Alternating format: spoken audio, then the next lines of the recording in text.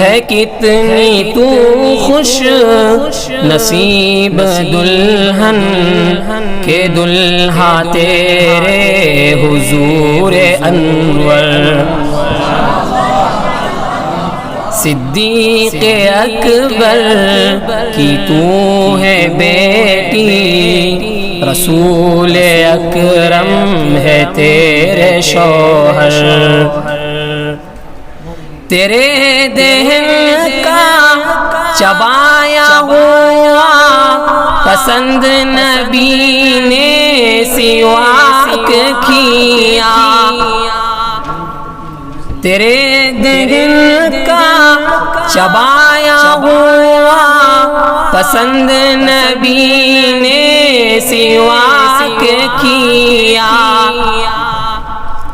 لگے جو پیالے پہ ہونٹ تیرے اسی جگہ سے نبی نے پیا، ہے پیار کتنا نبی کو تجھ سے، ہے پیار کتنا نبی کو تجھ سے، وہ میرا تجھ کو کہا ہے اکثر،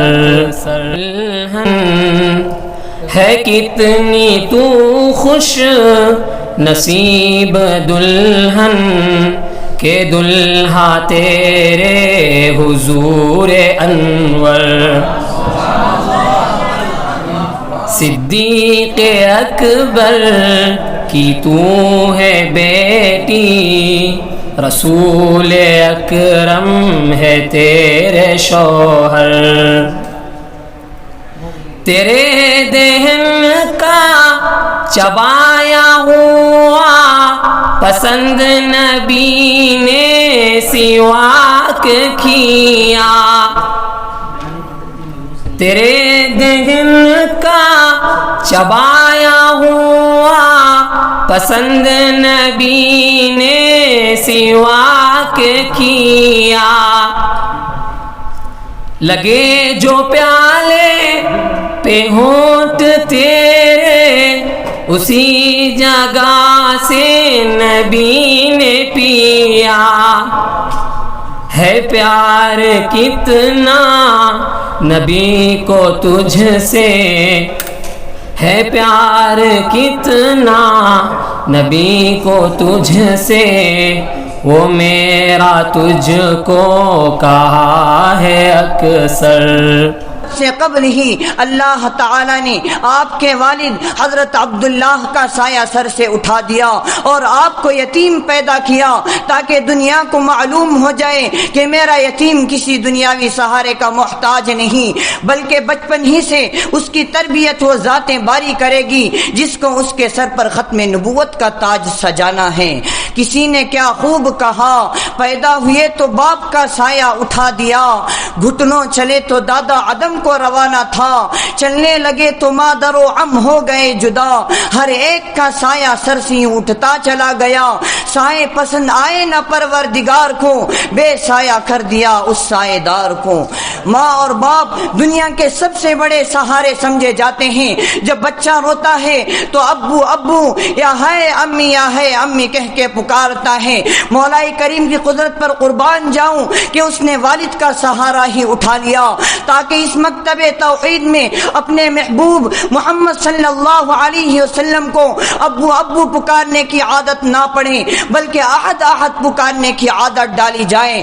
فاران میں کس ابو کو پکارے گا، طائف میں کس ابو کو پکارے گا، حرم میں کس ابو کو پکارے گا، شیب ابی طالب میں کس ابو کو پکارے گا، حرا میں کس ابو کو پکارے گا، بدر میں کس ابو کو پکارے گا، احد میں کس ابو کو پکارے گا، خیبر میں کس ابو کو پکارے گا، حنین میں کس ابو کو پکارے گا۔ ابھی سے خدا کو پکار۔ خصوصی دوم کو دعوت دی جاتی ہے کہ وہ آئیں اور اپنے موضوع پر تقریر پیش کریں۔ ان کا عنوان ہے مومن قوی۔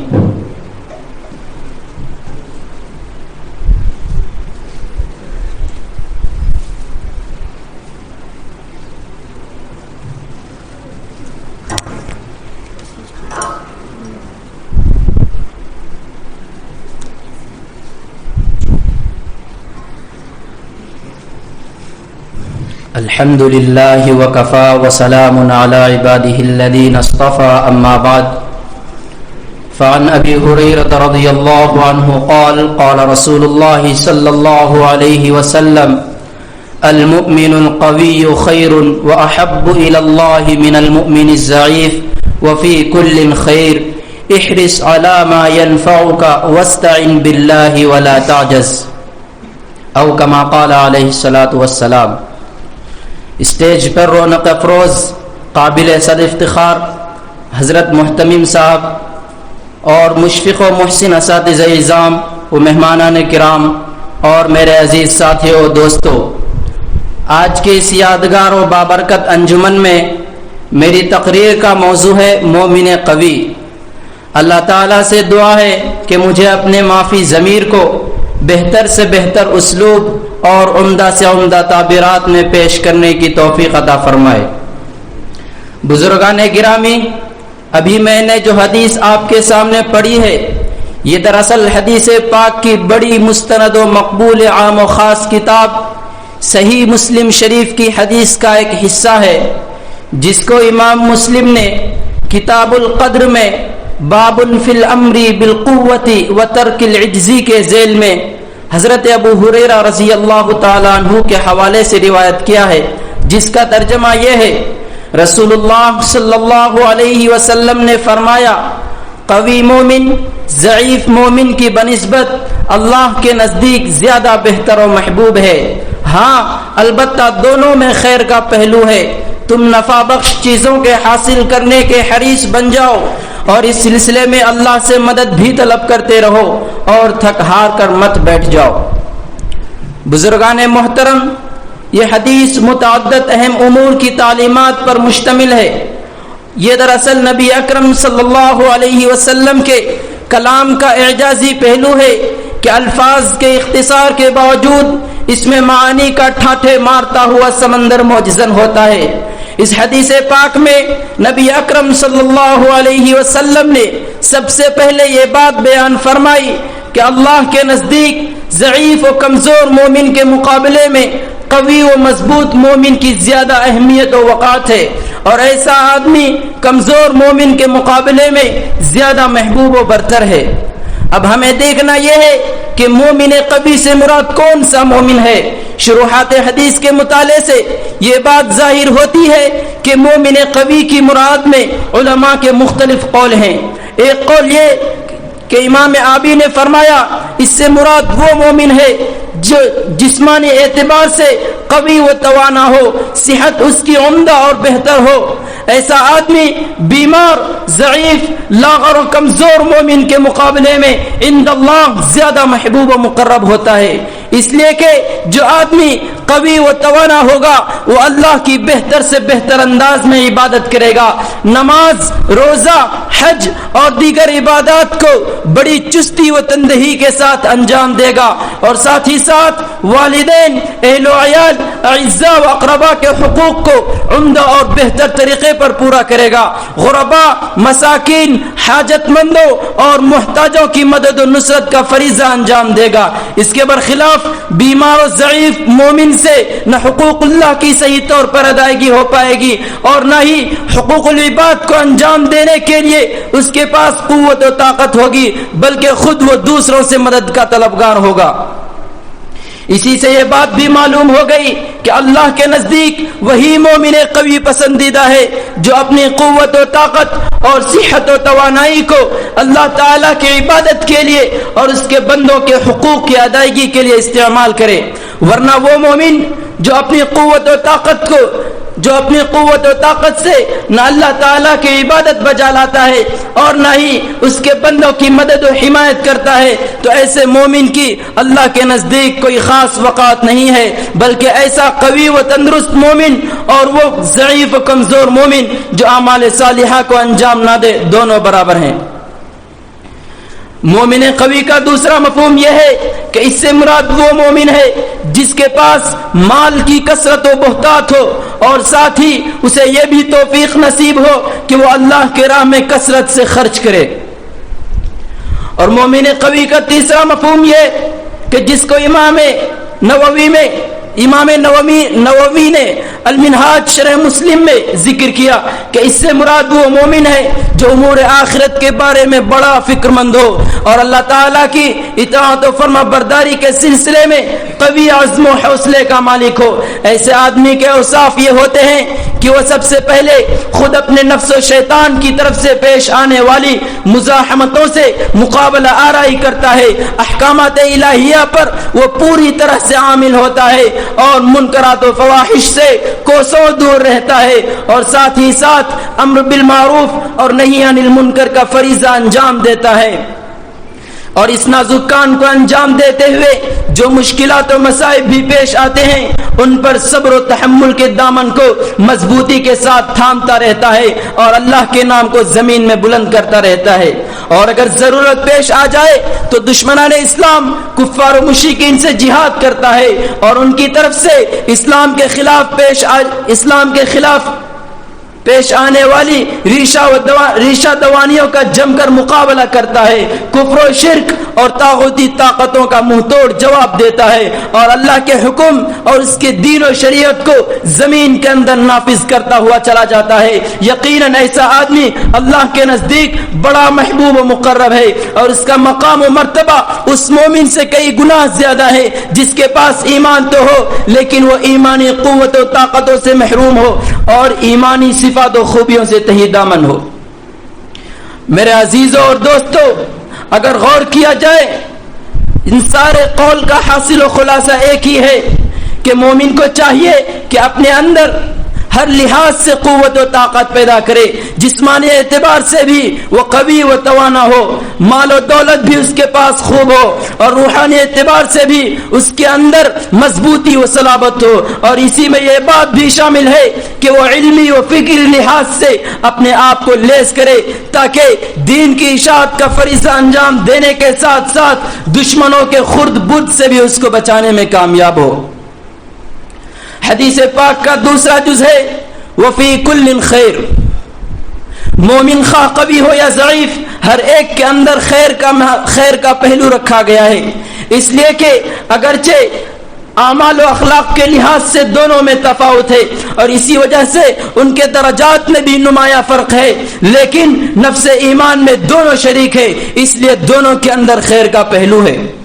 اس سے یہ بات بھی معلوم ہو گئی کہ اللہ کے نزدیک نفس ایمان کی بھی بڑی اہمیت ہے، اور اس کے بالمقابل کفر و شرک میں مبتلا لوگوں کا خدا کے یہاں کوئی مقام و مرتبہ نہیں ہے، اس لیے کہ ان کی مثال حکومت کے باغیوں کی سی ہے کہ اگر کسی ملک کے باشندے حکومت کے خلاف بغاوت پر اتر آئیں تو حکومت کے نزدیک ان کا کوئی پاس و لحاظ نہیں کیا جاتا، بلکہ حکومت ایسے لوگوں کو باغی و طاغی قرار دے کر فوراً قتل کا حکم صادر کر دیتی ہے۔ یہی حال ملحدوں، منکروں، کافروں، مشرکوں کا ہے، لیکن اللہ تعالیٰ بڑے حلیم و صابر ہیں اور ہر چیز کا ان کے یہاں وقت مقرر ہے، اس لیے اپنے باغیوں طاغیوں کو زمین کے اندر کچھ سنبھلنے کا موقع فراہم فرماتے ہیں اور ان کو مواخذہ کرنے میں ڈھیل برتتے رہتے ہیں۔ لیکن اگر پانی سر سے اونچا ہو جائے اور لوگ کفر و شرک ہی میں بڑھتے ہوئے چلے جائیں تو ایسے لوگوں کو تو آخرت میں دردناک عذاب ہے ہی، لیکن دنیا میں بھی بسا اوقات ان کی پکڑ کر لی جاتی ہے۔ عزیز سامعین، حدیث کے اس جز کی تشریح اگرچہ کہ کچھ طویل ہو گیا، حدیث پاک کا تیسرا جز ہے احرص علی ما ینفعک۔ حرص ایک ایسی خصلت ہے جس کا مادہ ہر انسان کے اندر جبلی طور پر رکھا گیا ہے۔ حرص ایک ایسی خصلت ہے جس کا مادہ ہر انسان کے اندر جبلی طور پر رکھا گیا ہے، اور اس کا حاصل یہ ہے کہ کسی اچھی یا بری چیز کو پانے کی دل کے اندر شدید خواہش ہو۔ اگر انسان اس مادے کا غلط استعمال کرتا ہے اور اس کو نفسانی و شیطانی خواہشات کی تکمیل کا ذریعہ بنا لیتا ہے تو بالیقین یہ بات مذموم ہے، اس لیے کہ ایسے آدمی کے پیش نظر صرف خواہشات کی تکمیل کا پہلو رہتا ہے، جس کی وجہ سے وہ حلال و حرام کا پاس و لحاظ کیے بغیر ہر اس چیز کو حاصل کرنے کے چکر میں رہتا ہے جس سے اس کی خواہشات کی آگ بجھتی ہے۔ لیکن اگر انسان مادہ حرص کا صحیح استعمال کرے اور اس کو حدود شرع کا پاس و لحاظ کرتے ہوئے دینی و دنیاوی منافع کی حصول یابی کے لیے استعمال کرے تو بلا شبہ یہ بات جائز ہی نہیں بلکہ مستحسن بھی ہے. حدیث پاک دینی منافع سے مراد وہ چیزیں جن سے انسان کے دین کو تقویت و ترقی ملے، جیسے تقوی طہارت کے حصول کی کوشش کرنا اور اس سلسلے میں محنت و مجاہدہ کرنا اور علوم دینیہ و شرعیہ کے حاصل کرنے میں محنت و تگودو سے کام لینا. اور دنیاوی منافع سے مراد وہ چیزیں جن سے انسان کی دنیاوی ترقی وابستہ ہے، خواہ و معاشی اعتبار سے ہو، جیسے کاروبار، کھیتی باڑی، ملازمت، صنعت و حرفت وغیرہ، یا جسمانی اعتبار سے ہو، جیسے نفع بخش غذائیں، مقویات بدن اور مفرحات دماغ کا استعمال کرنا اور جسمانی ورزش کرنا اور اقدامی و دفاعی صلاحیت کا پیدا کرنا، یا سیاسی و ملی لحاظ سے ہو، جیسے موجودہ دور میں ملک کے قانون و دستور سے واقفیت، آئینی حقوق کے حاصل کرنے کی جد و جہد، خواہ و انفرادی ہو یا ملکی و سماجی ہو، ملک و ملت کی تنظیم کی کوششیں، مظلوم طبقات کے مدد و نصرت وغیرہ. لیکن یہ اصول یہاں پر ہرگز فراموش کرنے کی گنجائش نہیں ہے کہ دین و دنیا میں مقدم مومن کے نزدیک دین ہے. اس لیے دنیاوی منافع کو حاصل کرتے ہوئے اس بات کا بھرپور خیال رکھنا ضروری ہے کہ اپنا دین مخدوش نہ ہو. لہذا اگر دین و شرع پر قائم و دائم رہتے ہوئے دنیاوی منافع کی حصول یابی ممکن ہے تو ضرور حاصل کیا جائے گا، لیکن اگر ان فوائد کی وجہ سے دین خیر آباد ہو رہا ہو تو کسی صورت میں اس کی گنجائش نہیں ہے. مثلا ان فوائد کی وجہ سے محرمات میں ابتلا کی نوبت پیش آئے یا واجبات و فرائض کی ادائیگی میں کمی و کوتاہی واقع ہو تو ہرگز یہ بات جائز نہیں ہے. اسی لیے قرآن میں اللہ تبارک و تعالی نے فرمایا، یا ایھا الذین آمنوا لا تلہکم اموالکم ولا اولادکم عن ذکر اللہ ومن یفعل ذلک فاولئک هم الخاسرون. اے ایمان والو، تمہیں تمہارے مال و اولاد اللہ کی یاد سے غافل نہ کرے، اور جو ایسا کریں گے وہی نقصان اٹھانے والے ہوں گے. اس آیت کی تفسیر کرتے ہوئے علامہ شبیر احمد عثمانی علیہ الرحمہ لکھتے ہیں، یعنی آدمی کے لیے بڑے خسارے اور ٹوٹے کی بات ہے کہ وہ باقی کو چھوڑ کر فانی میں مشغول ہو جائے اور اعلیٰ سے ہٹ کر ادنا میں پھنس جائے. مال و اولاد وہی اچھے ہیں جو اللہ کی یاد اور اس کی عبادت سے غافل نہ کرے. اگر ان دھندوں میں پڑھ کر خدا کی یاد سے غافل ہو گیا تو آخرت بھی کھو گئی اور دنیا میں بھی قلبی سکون و اطمینان نصیب نہ ہوا. چنانچہ اللہ تبارک و تعالی نے فرمایا، وَمَنْ أَعْرَضَ عَنْ ذِكْرِي فَإِنَّ لَهُ مَعِيشَةً ضَنْكًا وَنَحْشُرُهُ يَوْمَ الْقِيَامَةِ أَعْمَى. اور جو میری نصیحت سے بے رخی برتیں گے اس کے لیے تنگی و پریشانی والی زندگی ہوگی. عزیز ساتھیوں اور دوستو، اگرچہ کہ حدیث کے اس جز کی تشریح کچھ طویل ہو گئی، لیکن حالات کے لحاظ سے جو کلام ہوا وہ نہ کے درجے میں ہے. اس لیے کہ بالعموم ہم لوگوں کی یہ صورتحال ہے کہ دنیا کے عاجل نفع کی خاطر آخرت کے یقینی و لابدی نفع کو فوت کیے ہوئے ہیں، اور اپنے کام کو مسترد کرنے کے لیے بطور دلیل کے یہ کہتے ہیں کہ ہم تو اچھے ہی کام میں لگے ہوئے ہیں. کیا تجارت و ملازمت کرنا کوئی غلط کام ہے؟ کیا اپنی صحت بنانا کوئی لایانی و فضول کام ہے؟ کیا ملک و ملت کے مفاد کے لیے کوشاں ہونا کوئی ناجائز و حرام کام ہے؟ جی نہیں، بالکل نہیں. یہ سب کام کرنے کے ہیں اور مسلمان کو ان سب کاموں میں کوشاں رہنا نہایت ضروری ہے. لیکن یہ چیزیں ہمارے لیے مقصود کے درجے میں نہیں ہیں بلکہ ضروریات کے درجے میں ہیں. جس طرح کھانا پینا پہننا اوڑھنا ہمارے لیے ضروریات میں داخل ہیں، مقصود حیات نہیں، اسی طرح دنیا کے دیگر امور کا بھی ہے. اس لیے اولاً اسی کی طرف ترجیح دینا ضروری ہے اور دیگر دوسرے امور کی طرف نگاہ رکھنا چاہیے. حدیث پاک کا اس کے بعد آپ علیہ السلام نے فرمایا وَاسْتَعِنْ بِاللَّهِ وَلَا تَعْجَزْ. نبی اکرم صلی اللہ علیہ وسلم نے جہاں اس بات کی ترغیب دی کہ نفع بخش چیزوں کے حصول میں کوئی کمی نہ کی جائے، وہیں آپ نے اس بات کی بھی ترغیب دی کہ محض اپنی کوششوں اور کاوشوں پر بھروسہ نہ کیا جائے، اس لیے کہ آدمی کی جو بھی کوشش ہو وہ بہرحال ناقص و ادھوری ہوتی ہے، اس لیے کہ انسان کی خمیر ہی میں ضعف و عجز اور جہل و نسیان رکھا گیا ہے، اس لیے اس کی کوششوں میں نقص کا ہونا یقینی بات ہے. لہذا مومن کو چاہیے کہ اپنی مراد کی برآری میں خدائے بزرگ و برتر سے مدد طلب کرے اور اس کی مدد و استعانت پر توکل کرتے ہوئے نتائج کے حصول کو یقینی بنائے. یہ دراصل اسلام کا زبردست فلسفہ ہے کہ وہ انسان کو ہر موڑ و موقع پر اپنے خالق و مالک سے مربوط کرتے رہتا ہے اور اس کے دل و دماغ میں یہ بات پیوست کرتے رہتا ہے کہ خالق و مالک سے ارتباط کے بغیر زندگی کا تصور ناتمام ہے. خوش نصیب ہیں وہ لوگ جن کو ان تعلیمات پر یقین کی کیفیت ملی اور انہوں نے اپنی زندگی کا دھارا اسی رخ پر ڈالا. اللہ تعالیٰ سے دعا ہے کہ نبی اکرم صلی اللہ علیہ وسلم کی ان اہم تعلیمات کو صحیح سمجھنے اور جس شاہراہ پر آپ نے چلنے کی تلقین فرمائی ہے اس پر تادم حیات گامزن رہنے کی توفیق عطا فرمائے.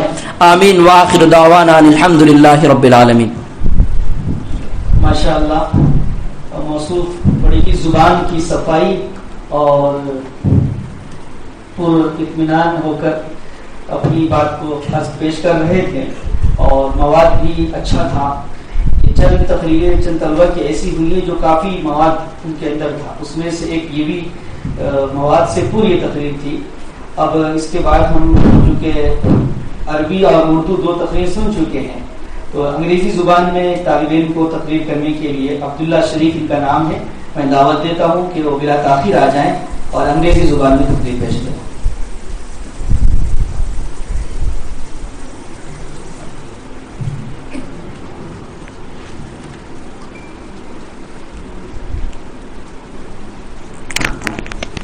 الحمدللہ والصلاة والسلام علی رسول اللہ وعلی آلہ واصحابہ اجمعین.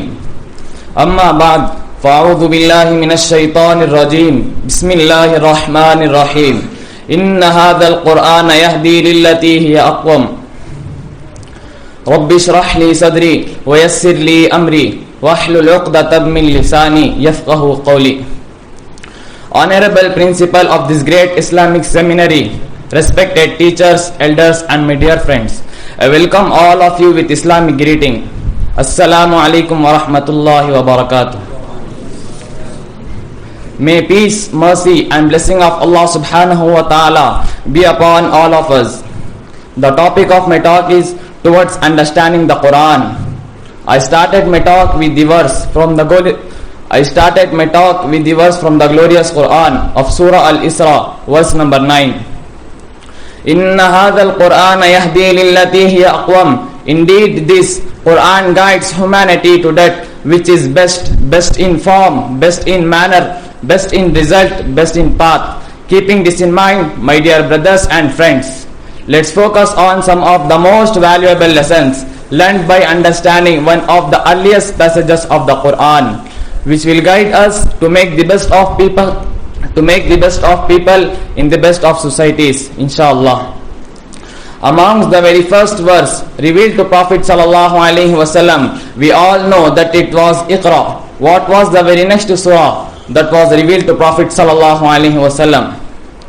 Suratul Muddassir. Allah speaks to Prophet sallallahu alaihi wasallam and states in Suratul Muddassir, Ya ayyuhal Muddassir, oh the one wrapped up. And then 4 commandments are given to Muhammad sallallahu alaihi wasallam that the spirit and mission of Islam revolves around these 5 verses, starting Ya ayyuhal Muddassir, oh the one wrapped up. Qum fa'andir, rise and warn. Actually the word qum in Arabic is translated with many words in English.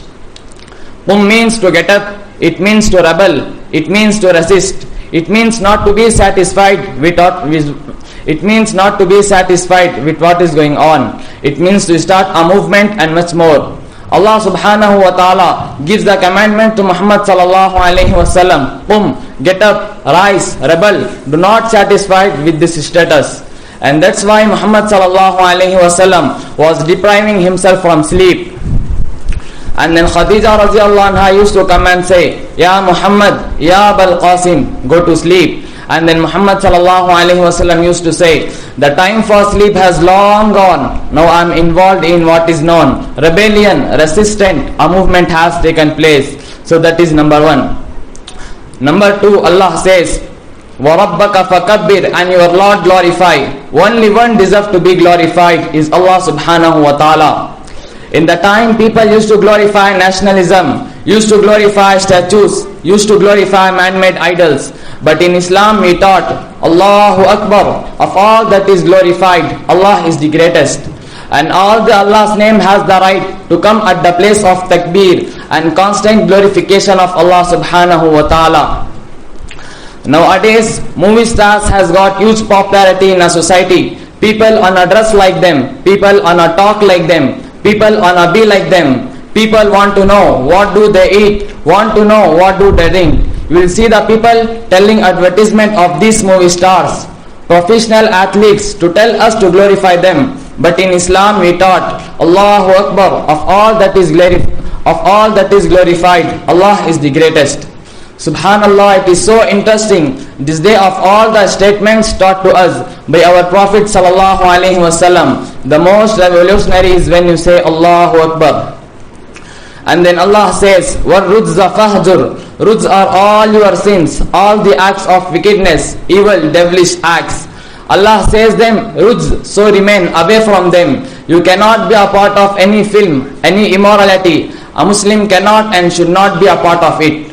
And these were the 4 commandments which were given to Muhammad sallallahu alaihi wasallam. For any movement to be a beneficial work, for any movement to have a fruit, you should have these 4 commandments. And then Prophet sallallahu alaihi wasallam came. The people who were living at that time were the Jews, Christians, and the pagans. The Jews used to say, "Nahnu abna'ullahi wa ahibba'u." We are the children of the God and His favorite. We might be punished, but that will be just for a few days, and will be simply saved because of this. The Christians used to say, "We believe in a God, the true Savior, Jesus Christ, peace be upon Him, will not be punished because He died only for our sins." The pagans used to say, either we come from this tribe or that tribe, Allah will not punish us because of possession in our society. And then Muhammad sallallahu alaihi wasallam came with that statement as mentioned in Surah An-Najm, verse number 38. Allah taziru waziratun wizra ukhra. No soul will carry the burden of any other soul. And then Allah subhanahu wa ta'ala says in Surah An-Najm, verse number 39, وَأَلَّيْسَ لِلْإِنسَانِ إِلَّا مَا سَعَى. That man would only be responsible for his deeds and action. If you really want to be benefited by the Quran, you should start implementing the Quran in your lives.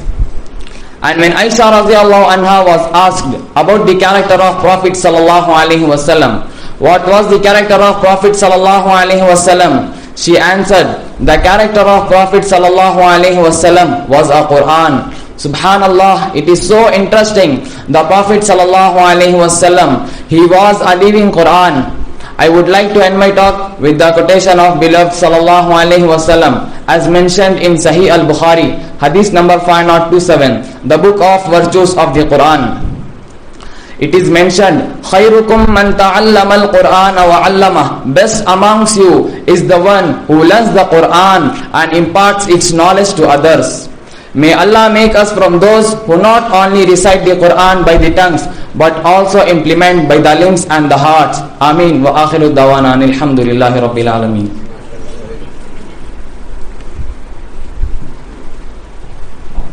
اب اس انگریزی تقریر کے بعد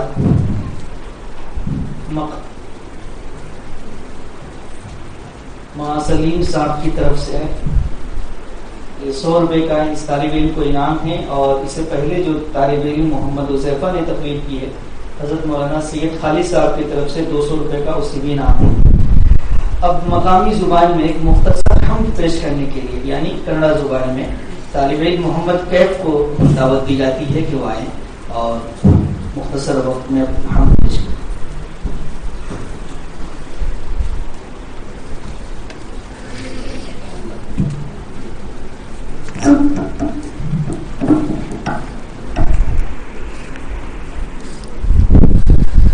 السلام علیکم ورحمۃ اللہ وبرکاتہ. اللہ ವಿನಾ ಕರುಣೆ ಇಂದ ಸಫಲ ನಮ್ಮ ಜೀವನ, ಅವನ ಧ್ಯಾನದಿಂದ ನಮ್ಮ ಬಾಳು ಪರಮ ಪಾವನ. ಭೂಮಿ ಗಗನ ಸೃಷ್ಟಿಗೆಲ್ಲ ಅವನೇ ತಾನೆ ಕಾರಣ, ಹಗಲು ಇರುಳು ಅವನ ಮಹಿಮೆ ಸ್ಮರಣೆ ನಮಗೆ ತೋರಣ. ಹಗಲು ಇರುಳು ಅವನ ಮಹಿಮೆ ಸ್ಮರಣೆ ನಮಗೆ ತೋರಣ. ಅಲ್ಲಾಹುವಿನ ಕರುಣೆಯಿಂದ ಸಫಲ ನಮ್ಮ ಜೀವನ, ಅವನ ದಾನದಿಂದ ನಮ್ಮ ಬಾಳು ಪರಮ ಪಾವನ. ಭೂಮಿ ಗಗನ ಸೃಷ್ಟಿಗೆಲ್ಲ ಅವನೇ ತಾನೆ ಕಾರಣ, ಹಗಲು ಇರುಳು ಅವನ ಮಹಿಮೆ ಸ್ಮರಣೆ ನಮಗೆ ತೋರಣ. ಹಗಲು ಇರುಳು ಅವನ ಮಹಿಮೆ ಸ್ಮರಣೆ ನಮಗೆ ತೋರಣ. ಆದಿ ಕಾಲದಿಂದ ಜಗದಿ ರೂಪುಕೊಂಡು ನಿಂತಿದೆ, ಎಲ್ಲ ಜನರ ಭಕ್ತಿಗಾಗಿ ಕಾಬ ಎದ್ದು ನಿಂತಿದೆ. ಆದಿ ಕಾಲದಿಂದ ಜಗದಿ ರೂಪುಕೊಂಡು ನಿಂತಿದೆ, ಎಲ್ಲ ಜನರ ಭಕ್ತಿಗಾಗಿ ಕಾಬ ಎದ್ದು ನಿಂತಿದೆ. ಸತ್ಯ ಶಾಂತಿ ಎತ್ತಿ ತೋರಿ ದುಡಿದರಿಷ್ಟು ನಿಧಿಯರು, ಸತ್ಯಕ್ಕಾಗಿ ದೀನಿಗಾಗಿ ಮಡಿದರಿಷ್ಟು ಶೂರರು. ಸತ್ಯಕ್ಕಾಗಿ ದೀನಿಗಾಗಿ ಮಡಿದರಿಷ್ಟು ಶೂರರು. ಅಲ್ಲಾಹುವಿನ ಕರುಣೆಯಿಂದ ಸಫಲ ನಮ್ಮ ಜೀವನ, ಅವನ ಧ್ಯಾನದಿಂದ ನಮ್ಮ ಬಾಳು ಪರಮ ಪಾವನ. ಭೂಮಿ ಗಗನ ಸೃಷ್ಟಿಗೆಲ್ಲ ಅವನೇ ತಾನೆ ಕಾರಣ, ಹಗಲು ಇರುಳು ಅವನ ಮಹಿಮೆ ಸ್ಮರಣೆ ನಮಗೆ ತೋರಣ. ಹಗಲು ಇರುಳು ಅವನ ಮಹಿಮೆ ಸ್ಮರಣೆ ನಮಗೆ ತೋರಣ. ಹೆಣ್ಣು ಮಣ್ಣು ಮಂದಿಗಾಗಿ ಜೀವ ಕಿತ್ತು ತಿಂದರು, ತಾನು ತನ್ನದನ್ನ ಜನರು ಈಗ ಎಲ್ಲಿ ಹೋದರು. ಹೆಣ್ಣು ಮಣ್ಣು ಮಂದಿಗಾಗಿ ಜೀವ ಕಿತ್ತು ತಿಂದರು, ತಾನು ತನ್ನದಂದ ಜನರು ಈಗ ಎಲ್ಲಿ ಹೋದರು. ಸರ್ವಶಕ್ತ ಅಲ್ಲಹನದರೆ ನಾಳೆ ನಾವ ನಿಂತರೆ, ಪುಣ್ಯವೆಂಬ ಗಂಟಿನಲ್ಲಿ ಇನ್ನೇನು ಉಳಿದಿದೆ. ಪುಣ್ಯವೆಂಬ ಗಂಟಿನಲ್ಲಿ ಇನ್ನೇನು ಉಳಿದಿದೆ. ಅಲ್ಲಾಹುವಿನ ಕರುಣೆಯಿಂದ ಸಫಲ ನಮ್ಮ ಜೀವನ, ಅವನ ಧ್ಯಾನದಿಂದ ನಮ್ಮ ಬಾಳು ಪರಮ ಪಾವನ. ಭೂಮಿ ಗಗನ ಸೃಷ್ಟಿಗೆಲ್ಲ ಅವನೇ ತಾನೆ ಕಾರಣ, ಹಗಲು ಇರುಳು ಅವನ ಮಹಿಮೆ ಸ್ಮರಣೆ ನಮಗೆ ತೋರಣ. ಹಗಲು ಇರುಳು ಅವನ ಮಹಿಮೆ ಸ್ಮರಣೆ ನಮಗೆ ತೋರಣ. ಅಸ್ಸಲಾಮು ಅಲೈಕುಂ.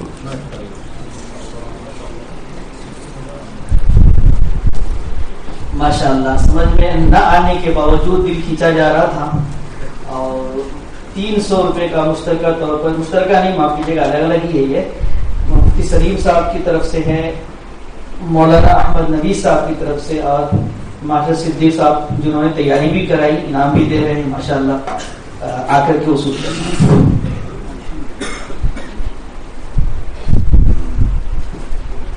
अब इसके बाद उर्दू तकरीर के लिए अरबी दोम के एक तालिब इल्म मोहम्मद मासूम आलम को दावत देता हूँ. मौसूद तशरीफ लाएं और अपनी तकरीर पेश करें.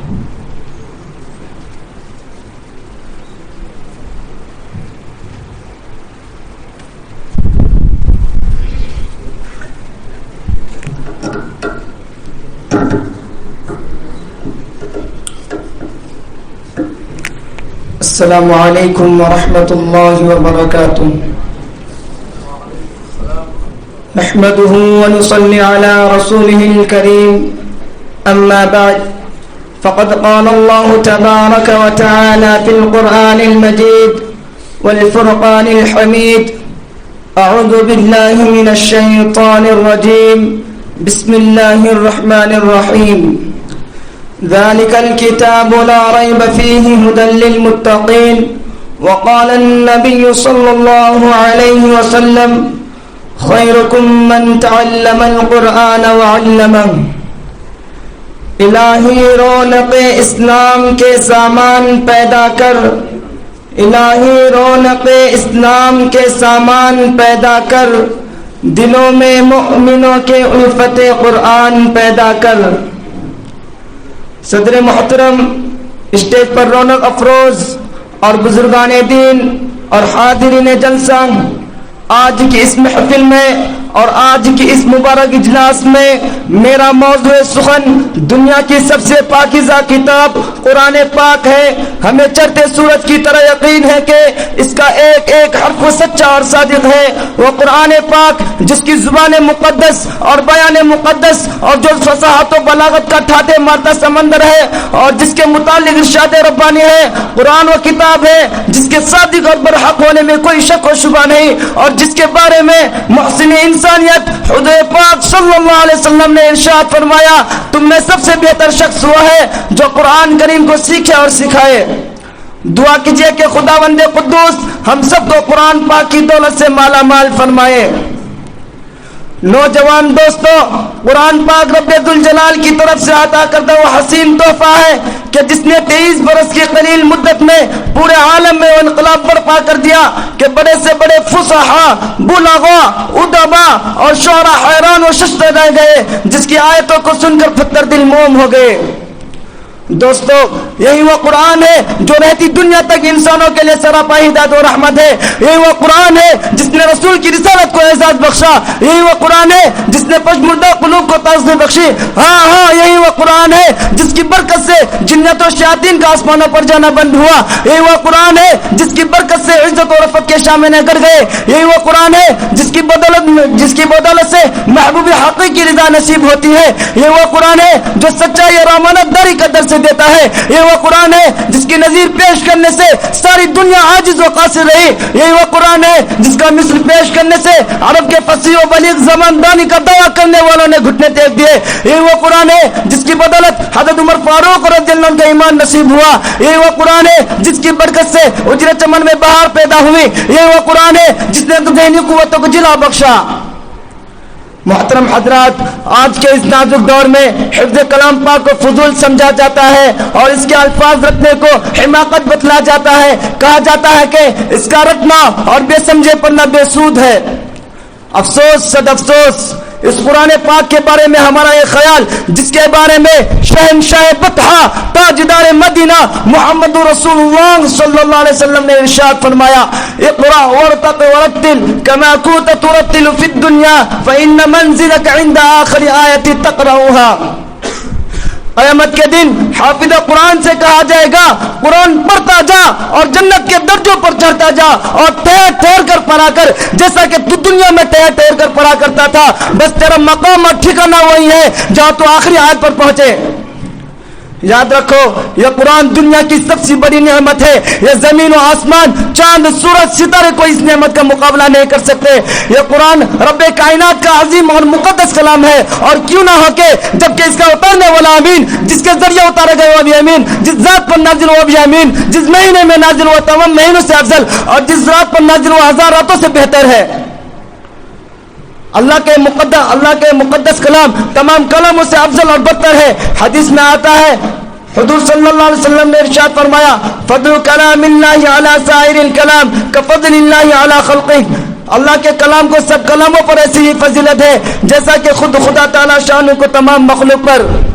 اللہ کا دلارا، خدا کا پیارا نبی ارشاد فرماتا ہے: جس نے قرآن کریم کو جس نے قرآن کو پڑھا اور اس پہ عمل کیا، کل قیامت کے دن اس کے والدین کو سورج سے بھی زیادہ روشن تاج پہنا جائے گا.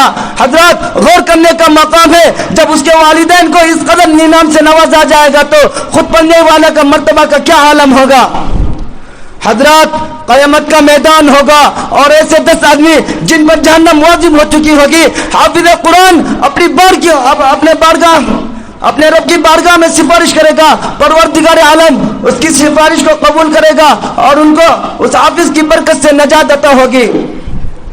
مسلمانوں، قرآن کریم و عظیم برکت ہے جو سعادت اور قرآن کریم و عظیم برکت اور سعادت ہے جو روح خداوندی، معدن حیات اور سرچشمہ زندگی ہے۔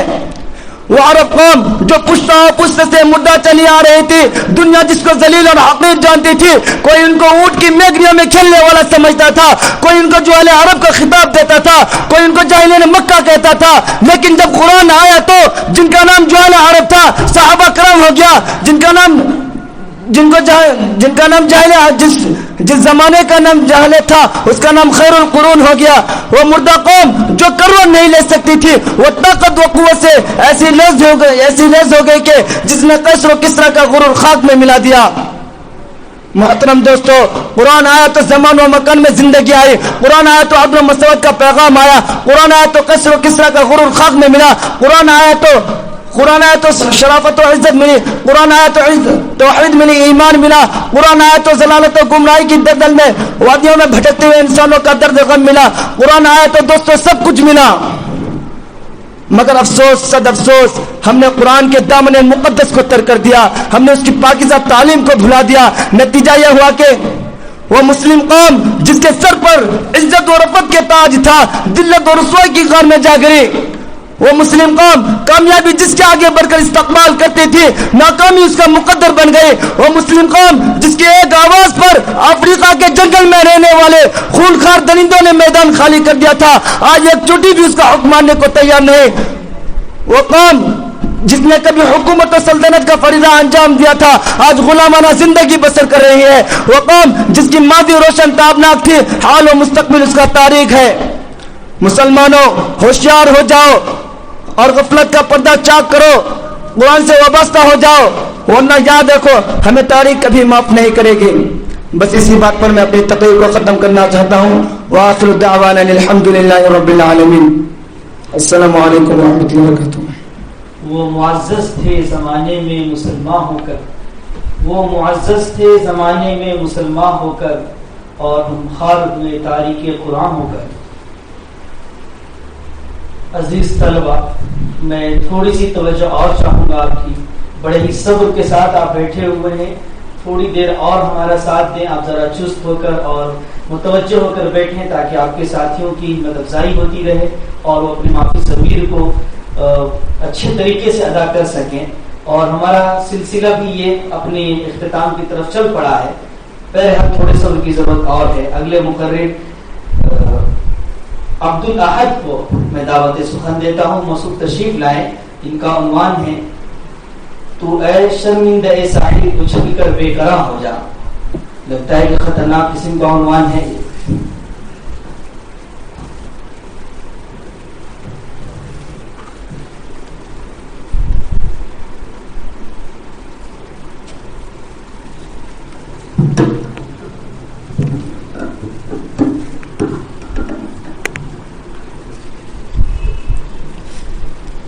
السلام علیکم ورحمۃ اللہ وبرکاتہ۔ الحمد للہ رب العالمین، والصلاة والسلام علی سید المرسلین وعلی آلہ واصحابہ اجمعین ومن تبعهم بإحسان ودعا بدعوتهم إلى يوم الدین، اما بعد۔ تابک خواب تغافل میں رہے گا مسلم، تابک خواب تغافل میں رہے گا مسلم، ہوش میں آ کے ذرا دیکھ تو پستی اپنی، پائے تحقیر سے ٹھکراتی ہے دنیا تجھ کو، پائے تحقیر سے ٹھکراتی ہے دنیا تجھ کو، اور تو بھول گیا قوم پرستی اپنی۔ صدر محترم و اساتذہ کرام اور عزیز ساتھیوں، آج ہم جس دور سے گزر رہے ہیں یہ ایک نہایت حساس اور عبرتناک دور ہے، چاہے اخلاقی اعتبار سے ہو یا معاشی اعتبار سے، سیاسی اعتبار سے ہو یا سماجی اعتبار سے آج ہم بری طرح ظلم و ستم کے شکنجے میں جکڑے ہوئے ہیں. ہماری مسجدیں مندروں میں تبدیل کی جا رہی ہیں, ہمارے حقوق پامال کیے جا رہے ہیں, ہمیں پائے تحقیر سے ٹھکرایا جا رہا ہے. آج قومی سطح پر ہماری کوئی پوچھ نہیں, ہم گاجر مولی کی طرح کاٹے جا رہے ہیں, ہمارے نشے من کو نظر آتش کیا جا رہا ہے. الغرض ہم بری طرح ظلم و ستم کے چکی میں پیسے جا رہے ہیں. ایک ہنگامہ محشر ہو تو اس کو بھولوں, ایک ہنگامہ محشر ہو تو اس کو بھولوں, سینکڑوں باتوں کا رہ رہ کے خیال آتا ہے. آہ وہ قوم جس کی تخلیق پھولنے پھلنے کے لیے کی گئی تھی, جس کی تخلیق گرجنے برسنے کے لیے کی گئی تھی, آج اس کا کوئی پرسان حال نہیں. آہ وہ قوم جن کا شیوا امر بالمعروف اور نہی عن المنکر تھا, آج وہ خود چاہے ضلالت میں گری پڑی ہے. برادران اسلام, آج ہم اپنی آپ بیتی کو یاد کرتے ہیں تو ہمیں رونا آتا ہے. جب ہم اپنے حالات و کیفیات کا جائزہ لیتے ہیں تو قلب مضطرب اور بے چین ہو جاتا ہے. آج ہماری قوم روس کی رہنے والی ہو یا امریکہ کی, چین کی رہنے والی ہو یا جاپان کی, ایران کی رہنے والی ہو یا عراق کی, ہندوستان کی رہنے والی ہو یا پاکستان کی, چاہے کسی بھی خطے میں رہنے والی ہو, آخر کیوں وحشت و بربریت کا شکار ہے؟ ہم ہی کیوں سہمے نظر آتے ہیں؟ کیا اللہ کا وہ وعدہ لا تہنوا ولا تحزنوا وانتم الاعلون ان کنتم مؤمنین ہمارے ساتھ نہیں؟ کیا اللہ نے ہمیں خیر الامت کے لقب سے ملقب نہیں کیا؟ کیا اللہ نے ہمیں اشرف المخلوقات نہیں بنایا؟ کیا قرآن و حدیث ہمارے ساتھ نہیں؟ آخر ہم بھی تو اسی اسلام کے ماننے والے ہیں جس اسلام کے ماننے والے پہلے صدی کے لوگ تھے. اسلام نہیں حضرت ابو بکر جیسے مخلص, حضرت عمر جیسے جری, حضرت عثمان جیسے پاک باز, حضرت علی جیسے شجاع, حضرت ایوب جیسے صابر, حضرت خالد بن ولید جیسے جنگ آزمودہ, حضرت صلاح الدین ایوبی جیسے فاتح بیت المقدس, محمد بن قاسم جیسے فاتح سندھ اور شاہ اسماعیل جیسے دشمن کفار پیدا کیے. آخر ہم بھی تو اسی اسلام کے ماننے والے ہیں, لیکن ہماری دعائیں کی اثر نہیں کرتی. اس کی کیا وجہ ہے؟ مسلمانوں, ذرا عقل سلیم کا صحیح استعمال کرو اور سوچو کہ آخر ایسا کیوں ہے. تو یہ بات روز روشن کی طرح عیاں ہو جائے گی کہ تمام آفات و مصائب, قہر و عذاب جو ہم پر نازل ہو رہے ہیں یہ ہماری ہی کرتوتوں کا نتیجہ ہے, جس کی صراحت خود قرآن کریم کر رہا ہے. وما اصابکم من مصیبت فبما کسبت ایدیکم. وہ اس طرح کہ ہم نے قرآن کریم کو بالائے طاق رکھ دیا, ہم نے آپسی اخوت و بھائی چارگی کو پسے پشت ڈال دیا, ہم نے آپسی اتحاد و اتفاق کے بجائے آپس میں افتراق و انتشار برپا کیا. شیطان سے بظاہر نفرت کی مگر بباطن دوستی برقرار رکھی. عشق رسول کا دعویٰ کیا مگر فرمودات کو ٹھکرایا. ہم مردوں کو روز دفن کرتے ہیں مگر اس سے سبق حاصل نہیں کرتے. جہنم سے ہمیشہ خوف کھاتے ہیں مگر اس سے بچنے کے لیے عمل صالح نہیں کرتے جو کہ حصول جنت کا ذریعہ ہے. مٹا دی ہم نے جو اسلاف سے میراث پائی تھی, مٹا دی ہم نے جو اسلاف سے میراث پائی تھی, سریا سے زمین پر آسمان نے ہم کو دے مارا. یہی وجہ ہے کہ آج ہم نکبت و ادبار کی زندگی گزار رہے ہیں, یہی وجہ ہے کہ آج ہماری عزت پر یلغار ہے, یہی وجہ ہے کہ آج ہم رسوا و خستہ نظر آتے ہیں اور آج دنیا میں ہمارا کچھ وقار نہیں. مسلمانوں, ذرا یاد کرو اس زمانے کو جب کہ ہلالی پرچم بام عروج تھا, یاد کرو اس وقت کو جب کہ قیصر و کسریٰ جیسی سپر طاقت حکومتیں ہم سے حواس باختہ تھی. ادائے اسلام ہمارا تذکرہ سن کر لرزہ پر اندام ہو جاتے تھے, دنیا ہماری شہرت و ناموری سن کر مخبوط الحواس تھی. کسی نے کیا خوب کہا ہے کہ تھی کون سی جگہ یا سایہ نہ تھا ہمارا, تھی کون سی جگہ یا سایہ نہ تھا ہمارا, دونوں جہاں میں یارو آباد تھے تو ہم تھے, تعمیر دو جہاں کی بنیاد تھے تو ہم تھے. دیکھا پرخ پرخ کر آخر نظر پڑا گے, گر نقد تھے تو ہم تھے, نقاد تھے تو ہم تھے. غرض کے ہم جہاں بھی گئے کامیابی و کامرانی نے ہماری قدم بوسی کی, ہم نے جدھر بھی رخ کیا فتح و ظفر نے بڑھ کر ہمارا استقبال کیا. توحید و سنت کے مت والوں, ذرا غور تو کرو کہ ان صالحین کے پاس وہ کون سی ایٹمی طاقت تھی جس سے وہ ساری دنیا پر قابض تھے؟ ان کے پاس وہ کون سا اسلحہ تھا جس سے کائنات عالم ان کے زیر نگی تھا؟ نہیں مسلمانوں، ان کے پاس کچھ نہیں تھا. ہاں تھی تو صرف ایک چیز، ایمانی جذبہ تھا، قرآنی تعلیم تھی، باہمی اخوت و بھائی چارگی تھی اور آپ سے میل جول تھا. یہی وجہ ہے کہ وہ جو کام بھی کرتے تھے صرف ایمان کی روشنی سے، قرآن کی تعلیم سے. اسی سبب خاص وہ معزز تھے. وہ معزز تھے زمانے میں مسلمان ہو کر، وہ معزز تھے زمانے میں مسلمان ہو کر، اور ہم خوار ہوئے تارک قرآن ہو کر. مسلمانوں، کب تک کسی طرح تم بے چین ہو کر زندگی گزارو گے؟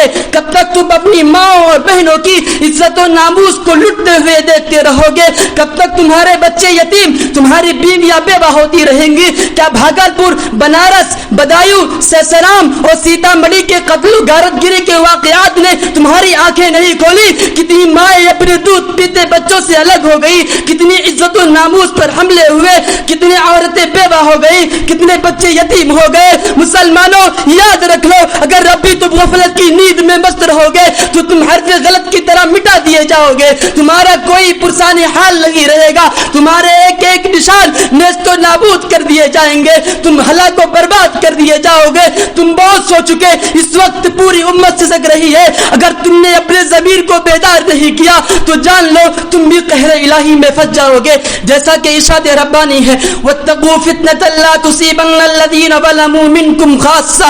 تم مستثات سے بچو جو تم میں سے خاص کر ظالموں کو نہیں پہنچے گا. اگر تم نے اپنے آپ کو نہیں پہچانا تو تم بھی بلائے آسمانی میں پھنس جاؤ گے. آج انسانیت چیخ چیخ کر پکار رہی ہے کہ اٹھو، ظلم و تعدی، شرک و کفر کی گھنگور گھٹاؤں کو اس صفحے ہستی سے مٹا دو اور پورے معاشرے کو اسلامی سانچے کے اندر ڈھال دو. بہر گئے بے چین کشتی ڈال دے لنگر اٹھا، بہر گئے بے چین کشتی ڈال دے لنگر اٹھا، تاج شاہی منتظر ہے اے مسلمان سر اٹھا. ملت بیضا کے جیالو، اگر ہم اس کائنات میں سکون کی زندگی چاہتے ہیں تو پھر سے ہمیں کمر بستہ ہونا پڑے گا. سستی کاہلی، بے حسی، غفلت شعاری، آرام پسندی، سردموری کو بالائے طاق رکھنا ہوگا. اپنے عیش و تنعم کے بستر کو دور پھینکنا ہوگا. زیب و زینت، بناؤ سنگار کی آرزوؤں کو ترک کرنا ہوگا. صحابہ کرام کی روش پر گامزن ہونا پڑے گا اور ایوان باطلہ کو متزلزل کرنا ہوگا. مسلمانوں اٹھو، قل ان صلاتی ونسکی ومحیایا ومماتی للہ رب العالمین پر عمل پیرا ہو جاؤ. واعتصموا بحبل اللہ جمیعا ولا تفرقوا کو اپنا نصب العین بنا لو اور اس کے ساتھ یہ اعلان کر دو کہ باطل سے دبنے والے اے آسماں نہیں ہم، باطل سے دبنے والے اے آسماں نہیں ہم، 100 بار کر چکا ہے تو امتحان ہمارا. اشد علی الکفار رحماء بینہم کے سراپا پہ کرو دل دادا بن جاؤ، کیونکہ تم ہی صاحب اسلام ہو، تم ہی معتقد اسلام ہو، اس لیے ساری دنیا میں اسلام کا لوہا بنوا لو. ہم نے مانا کہ ہم سب کچھ لٹا چکے ہیں، ہمارے پاس کچھ نہیں کہ ہم خدا کے سامنے اپنا چہرہ دکھا سکے، مگر دربار خدا کھلا ہے اور خدا کی رحمت کا باب بہت وسیع ہے. اگر ہم نے اب بھی خلوص سے دل سے توبہ کر لی اور بارگاہ عزتی میں سر بسجود ہو کر مغفرت طلب کر لی تو انشاءاللہ ہمیں ہمارا خالق خالی ہاتھ واپس نہیں بھیجے گا. وہ ضرور ہمیں اپنے دامن عفو میں جگہ دے گا. جیسا کہ شاعر مشرق نے فرمایا، نہیں ہے نا امید اقبال اپنی کشت ویرا سے، نہیں ہے نا امید اقبال اپنی کشت ویرا سے، ذرا نم ہو تو یہ مٹی بڑی زرخیز ہے ساقی، اور کلام الہی بھی اس پر ڈال ہے، ان تنصر اللہ ینصرکم ویثبت اقدامکم. اگر تم خدا کی مدد کرو گے تو اللہ تمہاری مدد فرمائے گا اور تمہارے قدموں کو جما دے گا. اگر تم نے ایسا نہیں کیا تو جان لو کہ نہ تو تمہیں تمہارا خدا بخشے گا اور نہ ہی آئندہ تمہاری نسلیں. سچ ہے، ان اللہ لا یغیر ما بقوم حتی یغیر ما بانفسہم. خدا نے آج تک اس قوم کی حالت نہیں بدلی، خدا نے آج تک اس قوم کی حالت نہیں بدلی، نہ ہو جس کو خیال آپ اپنی حالت کے بدلنے کا. وما علینا الا البلاغ. السلام علیکم.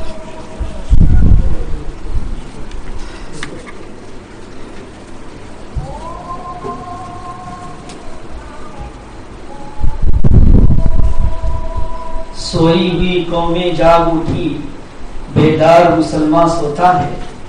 सोई हुई कौमें जाग उठी, बेदार मुसलमान सोता है।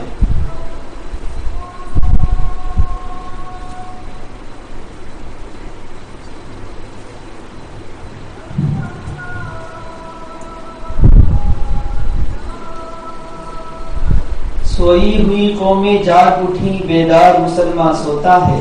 गहवार-ए क़ल्बे मोमिन में अब जज़्म ईमान सोता है। मुत्तहिद होगे तो बनोगे गाजी मोमिन, मुत्तहिद होगे तो बनोगे गाजी मोमिन, मुंतशिर होगे तो किस्तों में सफाया होगा। तालिब इल्म ने वाकई मौजू का और उन्वान का हक अदा कर दिया। हाफिज शरफुद्दीन साहब की तरफ से 200 रुपए, मौलाना सलीम साहब ने रिवायत को बदल दी है और इस मरतबा 200 रुपया भेजा है। अब तक 100 रुपया भेज रहे थे मुफ्ती सलीम साहब, रिवायत बदल गई 200 रुपया। और 200 रुपया हज़रत मौलाना जावेद साहब की तरफ से, 100 रुपया जिम्मे में लिया हुआ है हज़रत मौलाना सईदुल हक साहब ने। और कुल्लू सईद फी जोफिल फरा, बहुत देर के बाद हाफिज अहमद वहीद साहब ने 1000 रुपए का इनाम दिया। माशाअल्लाह, अल्लाह पाक कबूल फरमाए। एक ही बार में इन्होंने पूरा बदला ही चुका दिया। लेके जाया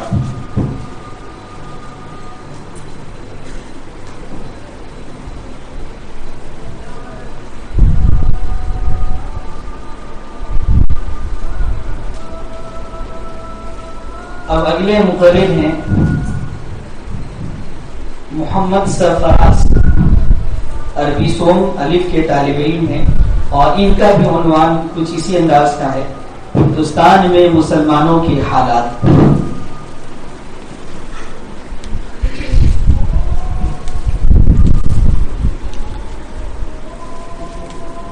अस्सलामु अलैकुम व रहमतुल्लाहि व बरकातुहू।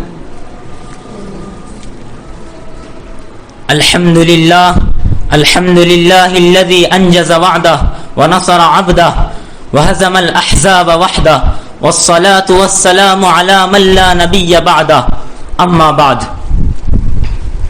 सदर महतरम मुहाज़िरीन जलसा, मेरा मौज़ूए सुखन हिंदुस्तान में मुसलमानों की हालात है। मौजू तवील और दिल खराश है, समझ में नहीं आ रहा है कि मैं अपनी बात हिंदुस्तान में मुसलमानों की अज़मत रफ्ता से शुरू करूं या 1857 की नाकाम बगावत से आगाज करूं। एक तरफ हिंदुस्तानी मुसलमानों का ताबनाक व शानदार माजी है, तो दूसरी तरफ तारीक व अलमनाक हाल और गैर वाज़िह मुस्तक़बिल है। ब्रादरान मिल्लत, यूं तो मुसलमानों की तारीख मुश्किलात व मसाइब, इब्तिला व आज़माइश की दास्तानों से लबरेज है।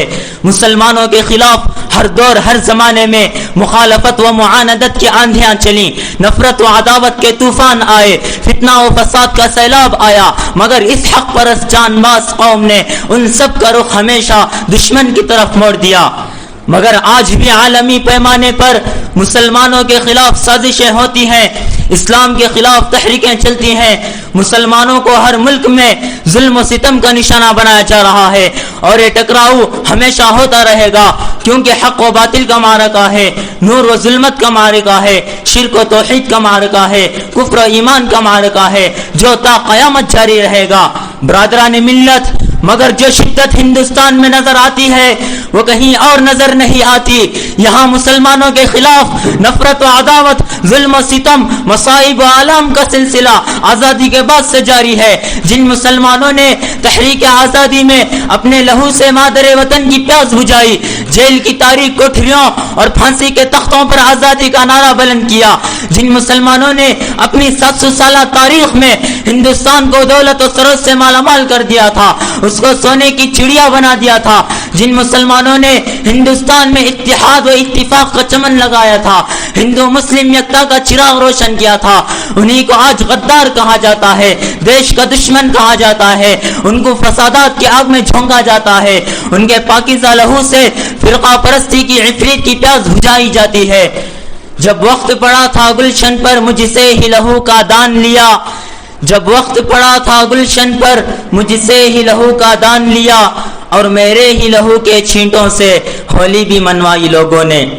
ब्रादरान मिल्लत, यह मुसलमानों का एहसान है کہ انہوں نے اس دیش کو قطب مینار کی بلندی، چار مینار کی عظمت، جامع مسجد کی پاکیزگی اور تاج محل کی خوبصورتی عطا کی، ہندوستان کو جنت نشاں بنایا، اس کے وقار کو بلند کیا، مگر آج اس کا ثمرہ کیا مل رہا ہے؟ بھاگلپور کی خونچکا داستان، ملیانہ کا المناک واقعہ، مراد آباد کی لہو لہان عید، میرٹھ کے جلتے مکانات، بجنور کی دل خراش شیخیں، احمد آباد کا دل دوز ہنگامہ، جمشید پور کا ہولناک فساد، کیا یہی ثمرہ ہے شیخ الہند حضرت مولانا محمود الحسن دیوبندی کا؟ کیا یہی ثمرہ ہے شیخ الاسلام مولانا سید حسین احمد مدنی کا؟ کیا یہی ثمرہ ہے امام الہند ابوالکلام آزاد کا؟ کیا یہی ثمرہ ہے مجاہد ملت مولانا حفظ الرحمان سیوہاری کی قربانیوں کا؟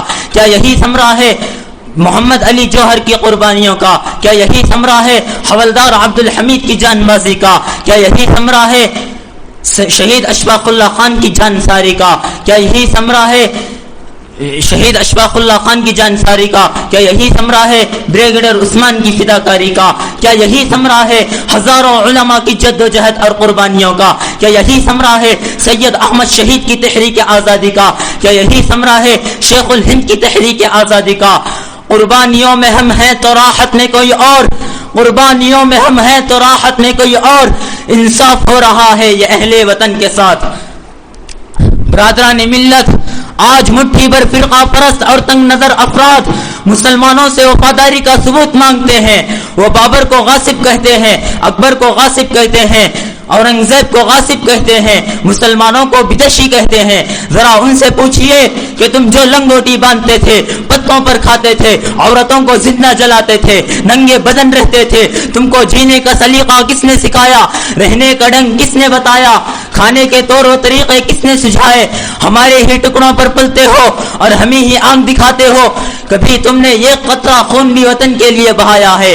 آج تم کو مندر کی فکر ہے اور مسجد سے نفرت ہے۔ یہی مسجدیں ہیں جن کی بدولت تاریخ نے تم کو جانا، یہی مسلمان ہیں جن کی وجہ سے تم مشہور ہوئے، یہی مسلمان ہیں جن کی وجہ سے تم مشہور ہوئے۔ تم ہندوستان کے دوست کب سے بن گئے؟ تم تو گاندھی کے قاتل ہو، جمہوریت کے قاتل ہو، اتحاد و اتفاق کے اس گھر میں آگ لگانے والے ہو۔ مسلمانوں، یہ مٹھی بھر فرقہ پرست تمہارے دین کو ختم کرنے کی باتیں کرتے ہیں، تم کو پاکستان بھیجنے کی باتیں کرتے ہیں۔ ذرا ان کو بتا دو کہ یہاں کے ذرے ذرے پر تمہاری پیشانیوں کے نشان ہیں، یہاں کے چپے چپے پر تمہارے قدموں کے چھاپ ہیں۔ یہ گنگا جمنا تمہاری پاکیزگی کی گواہ ہیں، تمہاری اولو العزمی اور جان بازی کی گواہ ہیں۔ یہ دیش تمہارا ہے، یہ ملک تمہارا ہے، تمہاری رگوں میں اسی کا خون ہے، یہی کی سرزمین سے تم اٹھے ہو۔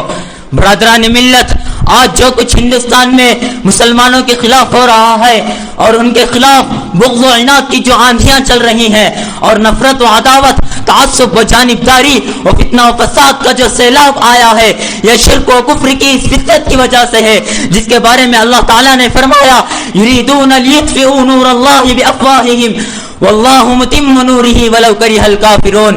یہ مشرکین چاہتے ہیں کہ اللہ کے نور کو اپنی پھونکوں سے بجھا دیں اور اللہ اپنے نور کو مکمل کرنے والے ہیں، خواہ کفار اس کو ناپسند کریں۔ حضرات گرامی، ہندوستان میں پھونکوں سے نور اسلام کو ختم کرنے کا سلسلہ جاری ہے اور جاری رہے گا، فسادات ہوتے رہیں گے، مگر آپ اسلام پر ثابت قدم رہیں تو یہ چراغ کبھی نہیں بجھے گا جس چراغ کو رسول اللہ صلی اللہ علیہ وسلم نے روشن کیا۔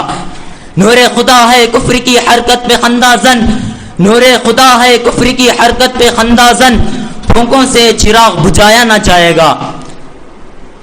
مسلمانوں، یہ تو تصویر کا ایک رخ تھا۔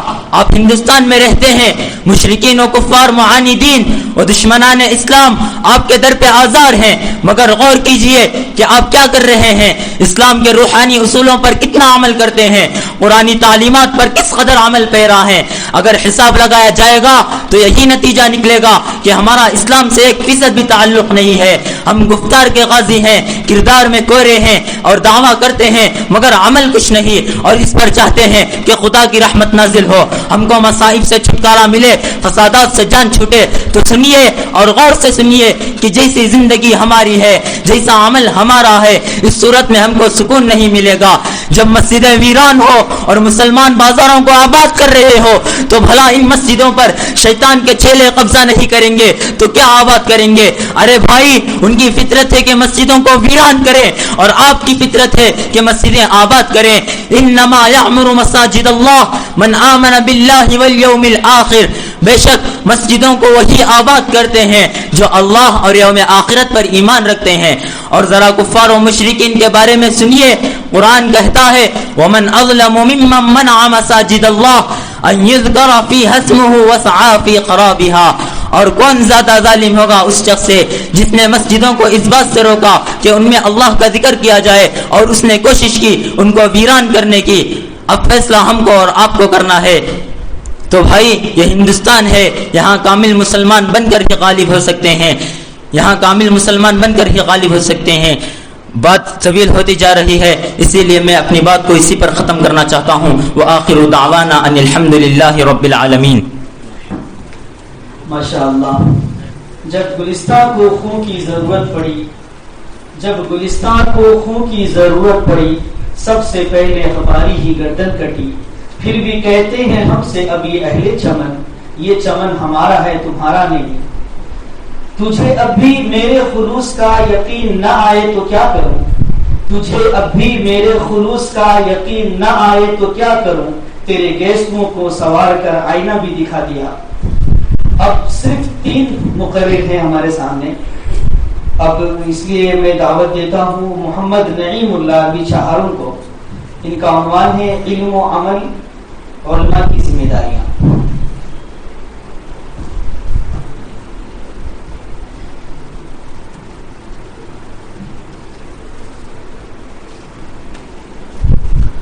السلام علیکم ورحمۃ اللہ وبرکاتہ۔ نحمده ونصلي على رسوله الكريم، اما بعد فاعوذ بالله من الشيطان الرجيم، بسم الله الرحمن الرحيم۔ انما يخشى الله من عباده العلماء، وقال النبي صلى الله عليه وسلم العلماء ورثة الانبیاء، او كما قال عليه الصلاة والسلام۔ محترم حضرات، آج کی اس مبارک محفل میں میرا موضوع سخن علم و عمل اور علماء کی ذمہ داریاں ہیں۔ یوں تو انسان پر اللہ تعالیٰ کی نعمتیں اس قدر ہیں کہ ان کو شمار نہیں کیا جا سکتا، چنانچہ قرآن کہتا ہے وَإِن تَعُدُّوا نِعْمَةَ اللَّهِ لَا تُحْصُوهَا، اگر تم اللہ تعالیٰ کی نعمتوں کو شمار کرنا چاہو تو نہیں کر سکتے، مگر اللہ تعالیٰ کی نعمتوں میں سب سے بڑی نعمت ایمان ہے، اور ایمان کے بعد سب سے بڑی نعمت علم ہے۔ علم وہ دولت ہے جو نبیوں کی میراث ہے، علم وہ دولت ہے جو فنا اور ختم نہیں ہو سکتی، علم وہ دولت ہے جس کو دریا اور سمندر کے پانی ڈبو نہیں سکتے، علم وہ دولت ہے جس کو آگ کے شعلے جلا نہیں سکتے، علم وہ دولت ہے جس کو چھینا نہیں جا سکتا، علم وہ دولت ہے جس کو چرایا نہیں جا سکتا، علم وہ دولت ہے جو مالدار کو بھی پیچھے چلنے پر مجبور کر دیتی ہے، علم وہ دولت ہے جس نے آدم علیہ السلام کو فرشتوں پر بلندی عطا کی۔ محترم حضرات، علم کے مقام و مرتبے کا کیا ٹھکانہ؟ حدیث میں آتا ہے کہ علم سیکھنے اور سکھانے والا سب سے بڑا سخی ہے۔ حدیث میں آتا ہے علماء انبیاء کے وارث ہیں۔ حدیث میں آتا ہے میری امت کے علماء بنی اسرائیل کے انبیاء کی طرح ہیں۔ حدیث میں آتا ہے علم کا ایک باب سیکھنا 1000 رکعت نفل نماز پڑھنے سے بہتر ہے۔ حدیث میں آتا ہے کسی عالم کی مجلس میں بیٹھنا 60 سال کی عبادت سے زیادہ افضل ہے۔ حدیث میں آتا ہے جو شخص علم کی تلاش میں رہتا ہے جنت اس کی تلاش میں رہتی ہے۔ حدیث میں آتا ہے علم حاصل کیا کرو ماں کی گود سے لے کر قبر تک۔ الغرض بہت ساری حدیثوں میں علم کی فضیلت آئی ہے، ہمیں چاہیے کہ علم کے حصول کے لیے تن من دھن کی بازی لگا دے۔ دوستو، یہ بات حقیقت ہے کہ سچا پکا طالب علم وہ ہے جو مدرسے کو اپنا وطن اور کتابوں کے کاغذ کو اپنا کفن سمجھتا ہو۔ کسی نے کیا ہی خوب کہا ہے، ہمیں دنیا سے کیا مطلب مدرسہ ہے وطن اپنا، ہمیں دنیا سے کیا مطلب مدرسہ ہے وطن اپنا، مریں گے ہم کتابوں پر ورق ہوگا کفن اپنا۔ علم کی پیاس اور طلب دیکھیے، کیا علامہ ابن تیمیہ کو بادشاہ وقت نے کسی فتوے کے نہ دینے پر جیل خانے میں ڈال دیا۔ 3 دن گزر جاتے ہیں، ایک نوجوان طالب علم بادشاہ کے دربار میں حاضر ہوتا ہے اور اس قدر روتا ہے کہ ہر دیکھنے والے کا دل پسیج جاتا ہے۔ قوی امید لگائی جاتی ہے کہ بادشاہ سلامت اس کی مراد ضرور پوری کریں گے. جب بادشاہ کی نظر اس پر پڑتی ہے تو عرض کیا جاتا ہے تم اتنا کیوں رو رہے ہو, بتاؤ تو صحیح, تمہاری مراد ضرور پوری کی جائے گی. تو نوجوان طالب علم فریاد کرتا ہے کہ مجھے جیل خانے میں ڈال دیا جائے, کیونکہ 3 دن سے میرا سبق چھوٹ رہا ہے. میں جیل خانے کی مشقتیں برداشت کر لوں گا اور وہیں سے میرے استاد علامہ ابن تیمیہ سے سبق پڑھ لیا کروں گا. کاش پروردگار عالم ہمیں علم کی ایسی سچی پکی طلب نصیب فرمائے. محترم حضرات, علم کے ساتھ عمل کی بے انتہا ضرورت ہے. ایک بزرگ فرماتے ہیں علم عمل کا دروازہ کھٹکھٹاتا ہے, کھل جائے تو داخل ہو جاتا ہے ورنہ رخصت ہو جاتا ہے. علم بغیر عمل کے وبال جان ہے. علم بغیر عمل کے اس طرح ہے جس طرح درخت بغیر پھل کے, جس طرح چراغ بغیر جلے روشنی نہیں دیتا, اسی طرح علم بغیر عمل کے روشنی نہیں دیتا. بے عمل عالم کی مثال اس گدھ کی سی ہے جو فضا میں اڑتا ہے مگر مردار کھاتا ہے. چنانچہ شیخ سعدی رحمت اللہ علیہ فرماتے ہیں علم چنداں کے بیشتر خانی, چوں عمل در تو نیست نادانی, نہ محقق بود نہ دانشمند, 4 پایا برو کتاب چند. ایک مرتبہ کی بات ہے کہ بارش کا موسم ہے, راستے میں پسلن ہے. حسن بصری رحمت اللہ علیہ نماز پڑھنے کے لیے مسجد کی طرف جا رہے ہیں. سامنے سے ایک بچی نظر آتی ہے. آپ فرماتے ہیں احتیاط سے کہیں پسل مت جانا. تو بچی جواب دیتی ہے میرے پسل جانے سے صرف میری ذات کو نقصان ہوگا, لیکن جناب آپ کہیں پسل مت جانا, آپ کے پسل جانے سے پوری قوم و ملت کا نقصان ہوگا. دوستو, یہ بات حقیقت ہے کہ عوام الناس کی کوتاہیاں دین پر دھبا نہیں بنتی, جبکہ علماء کی کوتاہیاں دین پر دھبا بنتی ہے. تو عوام الناس سے زیادہ علماء کو اصلاح کی ضرورت ہے. محترم حضرات, تاریخ گواہ ہے کہ جب بھی اس امت کی کشتی بھور میں پھنسی ہے تو ان بوریوں پر بیٹھنے والے علماء اور اہل اللہ نے اسے ساحل پر لگایا ہے.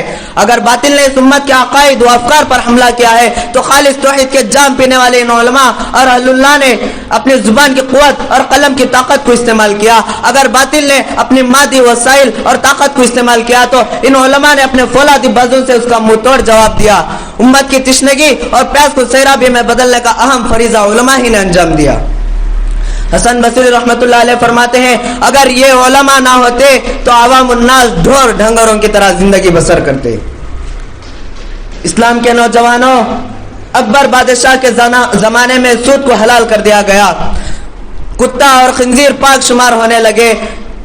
مردوں کے لیے سونے کا استعمال حلال قرار دیا گیا. مسجدیں ڈھائی جاتی تھیں, مندریں بنائے جاتے تھے. الغرض بے دینی کا دور دورہ تھا اور یوں محسوس ہوتا تھا کہ ہندوستان سے اسلام کا نام و نشان مٹ جائے گا.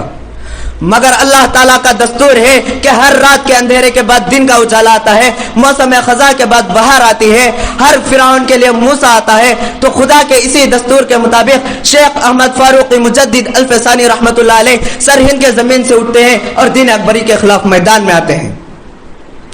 گوالیار کے قید خانے میں ان کو قید کر دیا جاتا ہے, مگر قید خانے کا بھی کایا پلٹ کر رکھ دیتے ہیں. ان کے مسلسل محنتوں کے نتیجے میں دین اسلام کے لیے راہیں کھلتی چلی جاتی ہیں. رد مولانا حسین احمد مدنی رحمت اللہ علیہ کو لالچ دیا گیا کہ انگریز کے خلاف تقریر مت کرو, سالانہ 50,000 روپے ملیں گے. اگر ہم جیسا کوئی شخص ہوتا تو اس زمانے کی اتنی بڑی رقم شاید قبول کر لیتا, مگر قربان جاؤ حسین احمد مدنی رحمت اللہ علیہ پر کہ مسکراتے ہوئے جواب دیتے ہیں میاں جاؤ جاؤ, یا جا کر یہ جال کسی اور پر ڈالنا. امام احمد بن حنبل کی استقامت دیکھیے کہ ان کو قید کر دیا گیا, جلاد دکھائے گئے, کوڑے لگائے گئے, دھمکیاں دی گئی, سب کچھ ہوا, مگر حق و صداقت کا پہاڑ ٹس سے مس نہ ہوا. ان کی زبان ظلم و ستم کی پرواہ کیے بغیر حق بولتی رہی. اسی حق گوئی اور بے باکی کی وجہ سے جب ان کا انتقال ہوا تو 20,000 لوگوں نے اسلام قبول کر لیا. خود انگریز گواہی دیتا ہے کہ خواجہ معین الدین چشتی رحمت اللہ علیہ کے ہاتھ پر 90,000 ہندوؤں نے اسلام قبول کیا تھا. ایک مرتبہ حضرت مولانا حسین احمد مدنی رحمت اللہ علیہ شیخ الہند سے فرماتے ہیں کہ حضرت اگر ممکن ہو تو کوئی ہلا کیا جائے تاکہ آپ ان انگریز کی سزا سے بچ جائے. تو عزم و استقلال کے پہاڑ شیخ الہند کے چہرے پر غصے کے آثار ظاہر ہوتے ہیں اور فرماتے ہیں حسین احمد تم مجھے کیا سمجھتے ہو؟ میں روحانی بیٹا ہوں حضرت بلال کا، میں روحانی بیٹا ہوں حضرت خبیب کا، میں روحانی بیٹا ہوں حضرت سمیہ کا، میں روحانی بیٹا ہوں امام ابو حنیفہ کا جن کی لاش جیل سے نکلی، میں روحانی بیٹا ہوں امام مالک کا جن کا منہ کالا کر کے مدینے کی گلیوں میں گھمایا گیا، میں روحانی بیٹا ہوں امام احمد بن حنبل کا جن کو اتنے کوڑے مارے گئے، اتنے کوڑے مارے گئے، اگر اتنے کوڑے کسی ہاتھی کو بھی مارے جاتے تو بل بلا جاتا۔ میں روحانی بیٹا ہوں شاہ ولی اللہ محدث دہلوی کا جن کے ہاتھوں کو کلائیوں کے نزدیک سے توڑ کر بیکار بنا دیا گیا۔ حسین احمد کیا میں ان فرنگیوں سے شکست تسلیم کر سکتا ہوں؟ نہیں، ہرگز نہیں۔ یہ میرے جسم سے جان تو نکال سکتے ہیں مگر میرے دل سے ایمان نہیں نکال سکتے۔ افسوس، صد افسوس کہ ماضی کے علماء چٹائی پر بھی ساری رات نہیں سوتے تھے، آج ہم نرم بستروں پر پوری رات غفلت کی نیند سوتے ہیں۔ ماضی کے علماء حلال مال سے بھی اپنا پیٹ نہیں بھرتے تھے، آج ہم حرام مال سے اپنا پیٹ بھر رہے ہیں۔ ماضی کے علماء دین کی خاطر ہمیشہ مر مٹنے کے لیے تیار تھے، آج ہم غفلت کی چادر تانے ہوئے ہیں۔ ماضی کے علماء دنیا کے کسی بھی کونے پر مسلمان کو مظلوم دیکھ کر تڑپ جاتے تھے، آج ہمیں پڑوسی پر بھی ظلم و ستم کا احساس نہیں ہوتا۔ ماضی کے علماء کی زندگی کو دیکھ کر دوسرے لوگ اسلام قبول کر لیتے تھے، آج ہماری زندگی کو دیکھ کر اپنے بھی اسلام سے دور بھاگتے ہیں۔ ماضی کے علماء کی زندگی آئینے کی طرح صاف و شفاف تھی، آج ہماری زندگی سیاہ و داغدار ہے۔ ماضی کے علماء کی نظر خدا پر تھی، آج ہماری نظر دنیا پر ہے۔ الغرض علماء کو چاہیے کہ ان کی نظر لوگوں کے جیب کے بجائے اللہ تعالیٰ کے خزانوں پر ہو۔ اللہ تعالیٰ سے دعا ہے کہ اللہ تعالیٰ ہم سب کو ان پر عمل کی توفیق عطا فرمائے، آمین۔ وآخر دعوانا الحمدللہ رب العالمین۔ ماشاءاللہ۔ العمل بغیر علم ضلال والعلم بغیر عمل وبال۔ العمل بغیر علم ضلال والعلم بغیر عمل وبال والجمع بینہما کمال۔ اب ہماری سلسلے کے صرف 2 طالب علم باقی ہیں۔ سب سے پہلے ان دو میں سے میں دعوت دیتا ہوں راسخ احمد کو جو حدیثوں کے طالب علم ہیں، موت کی تیاری ان کا عنوان ہے۔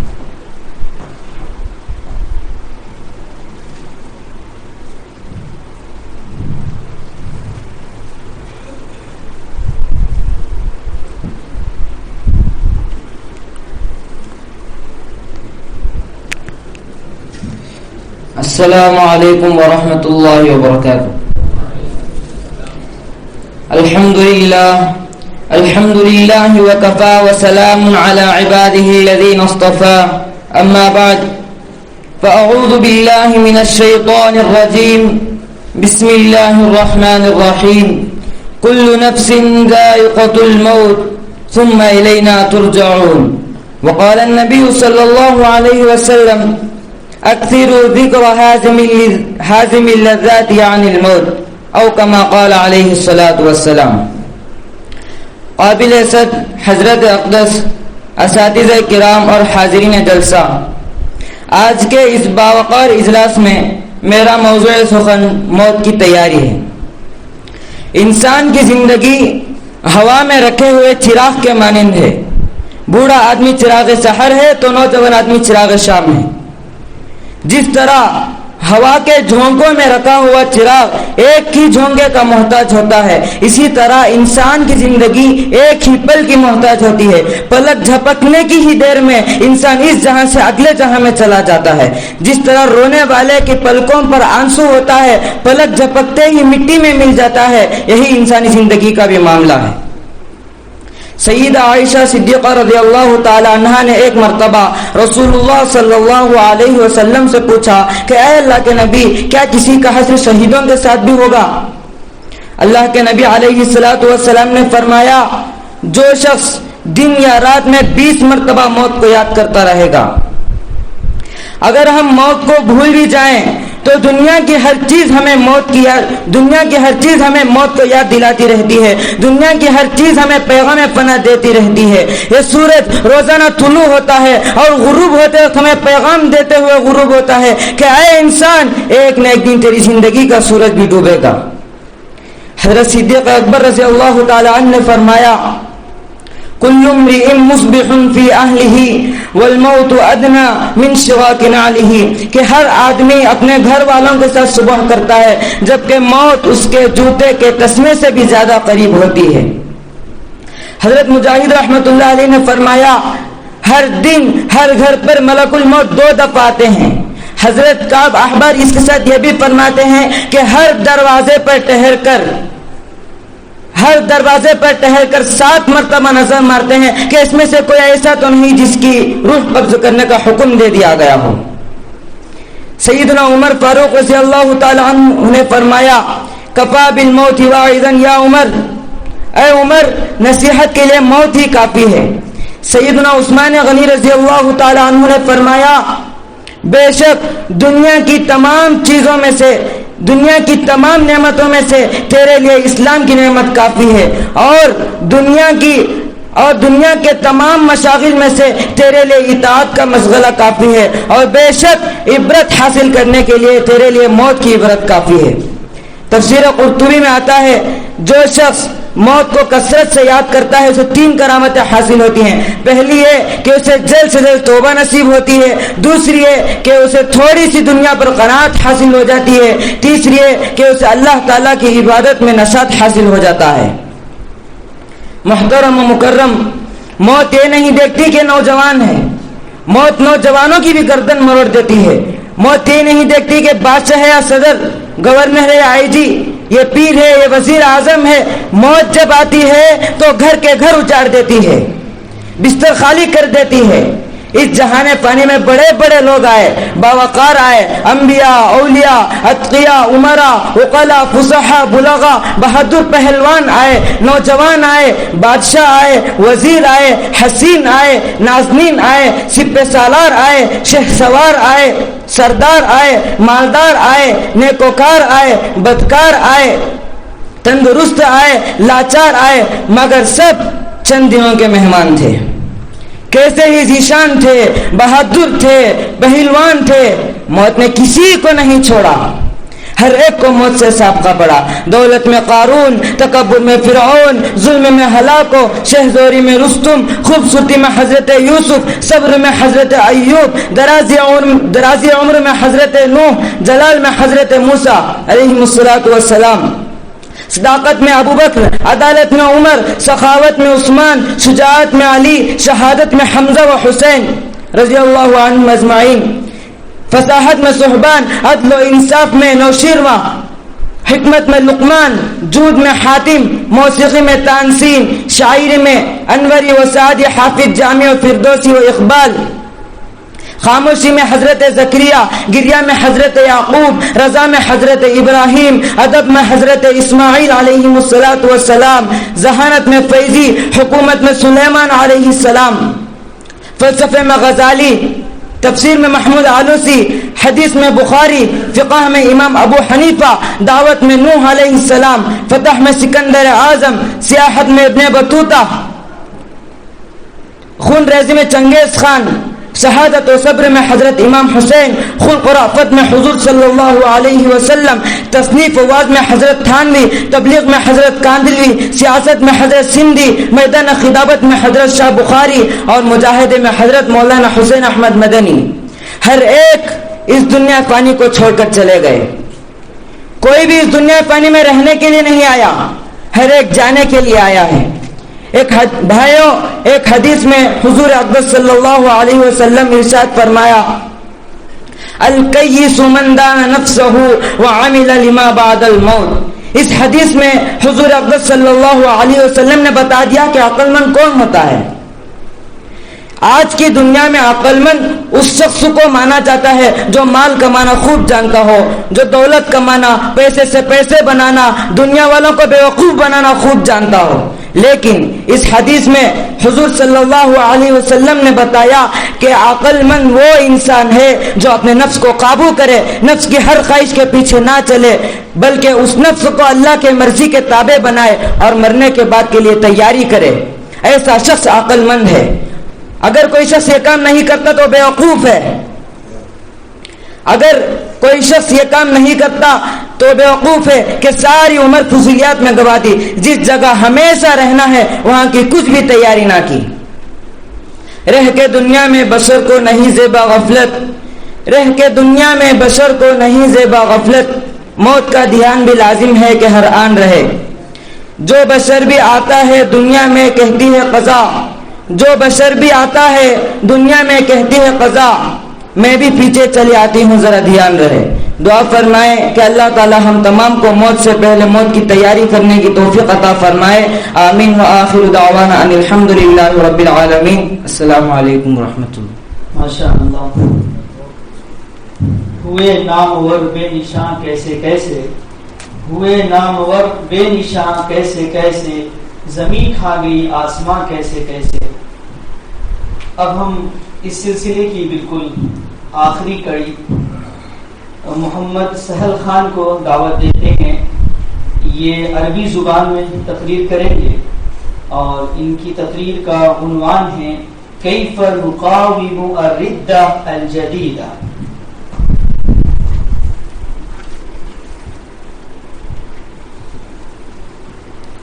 الحمد لله رب العالمين والصلاة والسلام على أشرف الأنبياء والمرسلين محمد بن عبد الله الأمين وعلى آله وأصحابه الغر الميامين ومن تبعهم بإحسان إلى يوم الدين. أما بعد، قال الله تبارك وتعالى ولا تركنوا إلى الذين ظلموا فتمسكم النار وما لكم من دون الله من أولياء ثم لا تنصرون. رئيس الحفلة المبجل وإخوان الأحبة، أريد أن ألقي أمامكم بهذه المناسبة السارة الميمونة المباركة الطيبة انتهازا لهذه الفرصة الغالية الثمينة الذهبية خطبة وجيزة حول الموضوع المحدد كيف نقاوم الردة الجديدة. فلا بد لكم أيها الإخوان أن تعلموا أولا ما هي الردة الجديدة. الردة الجديدة هي الفلسفات الغربية الاقتصادية والسياسية التي آمن بها كثير من الناس بوعي ودراسة وأكثرهم بتقليد وتسليم، وهي العلوم العقلية والنفسية اللادينية التي تسربت عن طريق الأدب والثقافة والصحافة والسياسة إلى غضون الجماهير، حتى أصبحت الشعوب الإسلامية خاضعة أمامها مع مؤهلاتها ومواهبها، وهي الشك والإلحاد وعدم الثقة بالحقائق الإيمانية والغيبية، وهي الأنانيات والعصبيات الجاهلية التي أنقذ منها رسول الله صلى الله عليه وسلم الإنسانية جمعاء والأمة المسلمة كلها، وأخرج جميع الناس من ورطتها وحبالها. وإذا ألقيتم نظرة خاطفة حولكم أيها السادة ترون أن تود اللادينية العظيمة قائم، وموجة الجاهلية العاطية فياقة، وسيل العلوم العصرية الجارفة العرمة متدفق، وهي قضية العالم الإسلامي الكبرى ومشكلة الأمة الإسلامية العظمى. ردة تنتشر وتغزو المجتمع الإسلامي وتحيط الناس بجوانب أربعة إحاطة السوار بالمعصم، ولكن واسفاه وواويلاه لا ينتبه لها أحد ولا يفزع لها العلماء ورجال الدين. لقد قالوا قديما قضية ولا أبا حسن لها، وأقول ردة ولا أبا بكر لها. يا أشبال الملة الإسلامية، يجب عليكم لمقاومة هذه الردة أن تلازموا تلك الخصال التي أمر النبي صلى الله عليه وسلم باتصافها، كما جاء فيما رواه الشيخان عن أنس بن مالك عن النبي صلى الله عليه وسلم قال: ثلاث من كن فيه وجد بهن حلاوة الإيمان أن يكون الله ورسوله أحب إليه مما سواهما، وأن يحب المرء لا يحبه إلا لله، وأن يكره أن يعود إلى الكفر كما يكره أن يقذف في النار.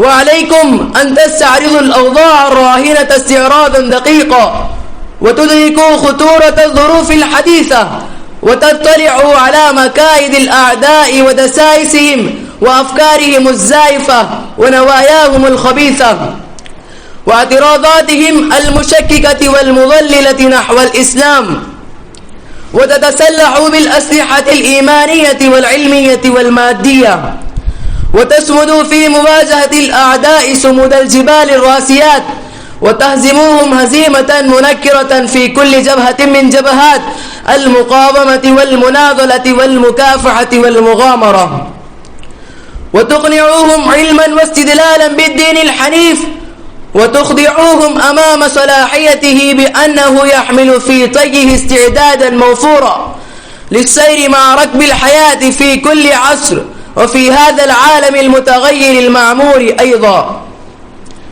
يا أزهار حديقة العلم والدين، إذا قمتم بهذا الواجب فمن الممكن أن تنكشف للمسلمين غمرات المصائب والآلام المادية والروحية، وتنقشع سحابة الغموم والهموم، وتبدو النهضة الإسلامية ومعالمها النيرة في المجتمعات الإسلامية والبيئات الدينية. ألستم شبابا قد تمت الفتوحات العظيمة والانتصارات الباهرة على أيديهم؟ ألستم شبابا قد خضع السلاطين الجبابرة أمامهم وخر الملوك الطغاة بين يديهم وسجلوا تاريخ الجهاد والكفاح بدمائهم الطاهرة النقية النزيهة، وهزموا الجنود المجندة من البغاة والكفرة؟ ألستم بالأمس كذلك؟ فلماذا فعلتم عن هذا العمل؟ فلماذا قعدتم عن هذا العمل وتركتموه؟ فلماذا قعدتم عن هذا العمل وتركتموه؟ انهضوا وانتبهوا وخوضوا في معارك الحياة وقلبوا تيارات الحضارات والثقافات، وعلموا الدنيا كلها أن الإسلام دين أمن وسلامة وغلبة وكرامة، ودين حرية وعزة ورحمة وإنسانية، ودين أعمال صالحة وأخلاق حسنة وخصال فاضلة، ودين فقه أفضل وقانون أمثل، وهو ينسجم مع الفطرة التي فطر الله الناس عليها، وهو دين يحرض الناس على القيم الخلقية والأقدار السامية التي سعدت بها هذه الأمة عن طريق نبيها صلوات الله وسلامه عليه. إذا امتثلتم هذا الأمر وعملتم به مهد الله لكم الطريق وسهل الصعاب ويسر لكم مكافحة هذه الردة الجديدة العنيفة ومقاومة هذه الفتنة العلمية الشديدة، والله من وراء القصد وهو يهدي إلى سواء السبيل. وآخر دعوانا أن الحمد لله رب العالمين. السلام عليكم ورحمة الله وبركاته.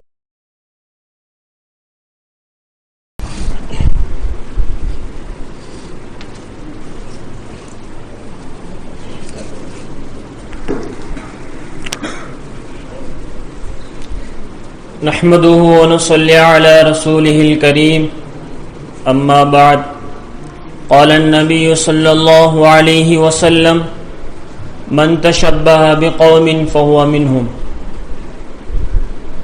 حضرات گرامی، آج ہر کوئی جدت پسندی اور تقاضۂ وقت کا نام لے کر مغربی تہذیب کا دلدادہ اور شیدائی ہے.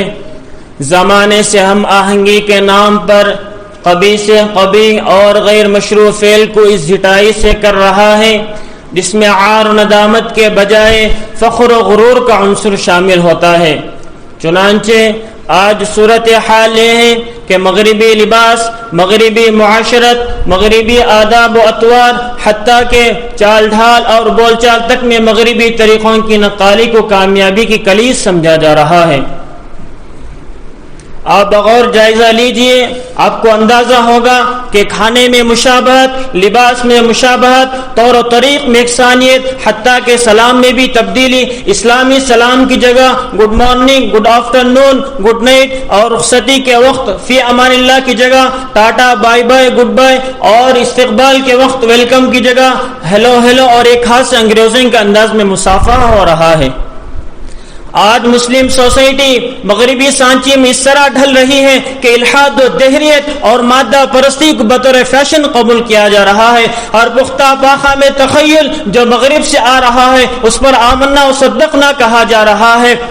یورپ سے اٹھنے والے ہر برائی کو آسمانی تحفہ سمجھ کر قبول کیا جا رہا ہے، مگر اپنی تہذیب، اپنی خصوصیات اور اپنی امتیاز کو نہ صرف چھوڑا جا رہا ہے بلکہ اس کا استہزاء اور تمسخر کیا جا رہا ہے، اور اتباع ہو رہی ہے اس قوم اور اس کلچر اور روایات کی جو نہ صرف اسلامی اقدار اور روایات کے خلاف ہے بلکہ وہ قوم، تہذیب، اسلام اور مسلمانوں کی سب سے بڑی دشمن ہے، اور نتیجتاً ہم اپنے اسلاف کے خصائل و عادات اور ان کے ملبوسات کو ترک کر کے عائد یہود و نصارے کی مشابہت اختیار کر رہے ہیں۔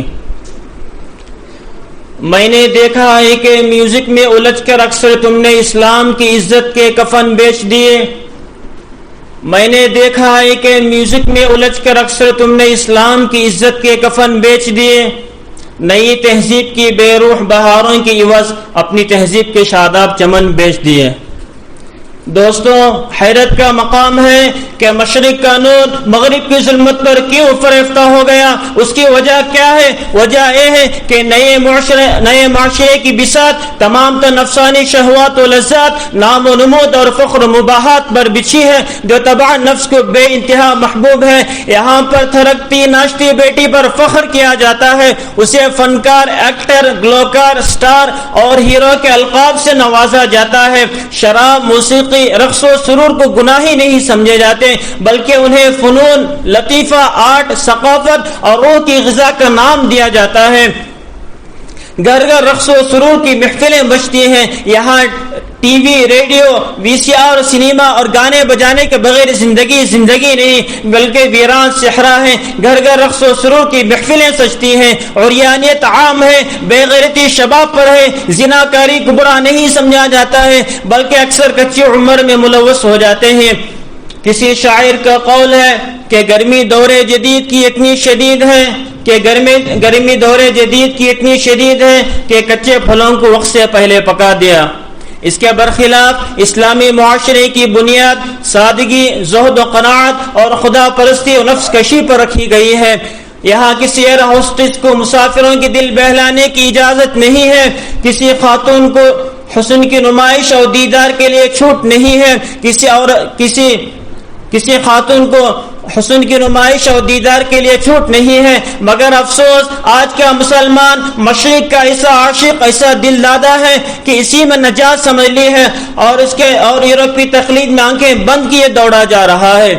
آہ مسلمان، ایری بنیاد تو سادگی، تواضع، انکساری، عاجزی اور روحانیت پر رکھی گئی ہے۔ تیرا خاصہ تو خیر خواہی، ہمدردی، غم گساری اور اصلاح حال اور تہذیب معاشرہ تھا، تو کدھر چل پڑا؟ کہاں پھنس گیا؟ روحانیت کے بجائے مادیت میں، باطن کے بجائے ظاہر پرستی میں تو نے پاکیزگی پر غلاظت کا انتخاب کیا۔ افسوس اور افسوس، تجھے احساس تک نہیں، مرض کی خبر بھی نہیں، تو کب بیدار ہوگا کہ نہیں؟ یا تجھے اسی لذت پرستی اور گندگی میں مرنا پسند ہے؟ یہ کیسے ہو سکتا ہے؟ نہیں تو پھر خدا را باز آ جا۔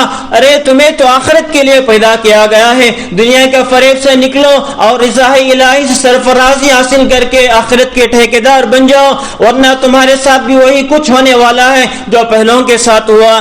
ذرا بتاؤ، کیا قوم سمود میں سے کوئی شخص زندہ رہا؟ قوم لوط کا کوئی شخص باقی رہا؟ لوط کی قوم نے نجات پائی؟ یہ سب قومیں کیوں ہلاک و برباد ہوئی؟ اس لیے کہ انہوں نے خدائی طریقے سے انحراف اور فطرت سے بغاوت کی، اور یہ بات اپنی جگہ مسلم ہے کہ فطرت سے بغاوت تباہی کے وہ دروازے کھولے گی کہ پھر کسی کے بس کی نہیں کہ اسے بند کر سکے۔ لہٰذا پلٹ آؤ، ابھی کچھ بگڑا نہیں، ابھی بہت کچھ باقی ہے، نہیں تو انجام خدا جانے۔ وما علینا الا البلاغ۔ اس دور کا ہر نقشہ الٹا نظر آتا ہے، اس دور کا ہر نقشہ الٹا نظر آتا ہے، مجنون نظر آتی ہے، لیلا نظر آتا ہے۔ ہمارا یہ سلسلہ الحمدللہ اللہ تبارک و تعالیٰ کی بے انتہا فضل و کرم اور ان کی مدد اور نصرت سے مکمل ہوا۔ تمام طلبہ نے الحمدللہ بڑا اچھا پروگرام پیش کیا، سب کے سب تعریف کے لائق ہیں، حوصلہ افزائی کے لائق ہیں اور الحمدللہ کی بھی گئی.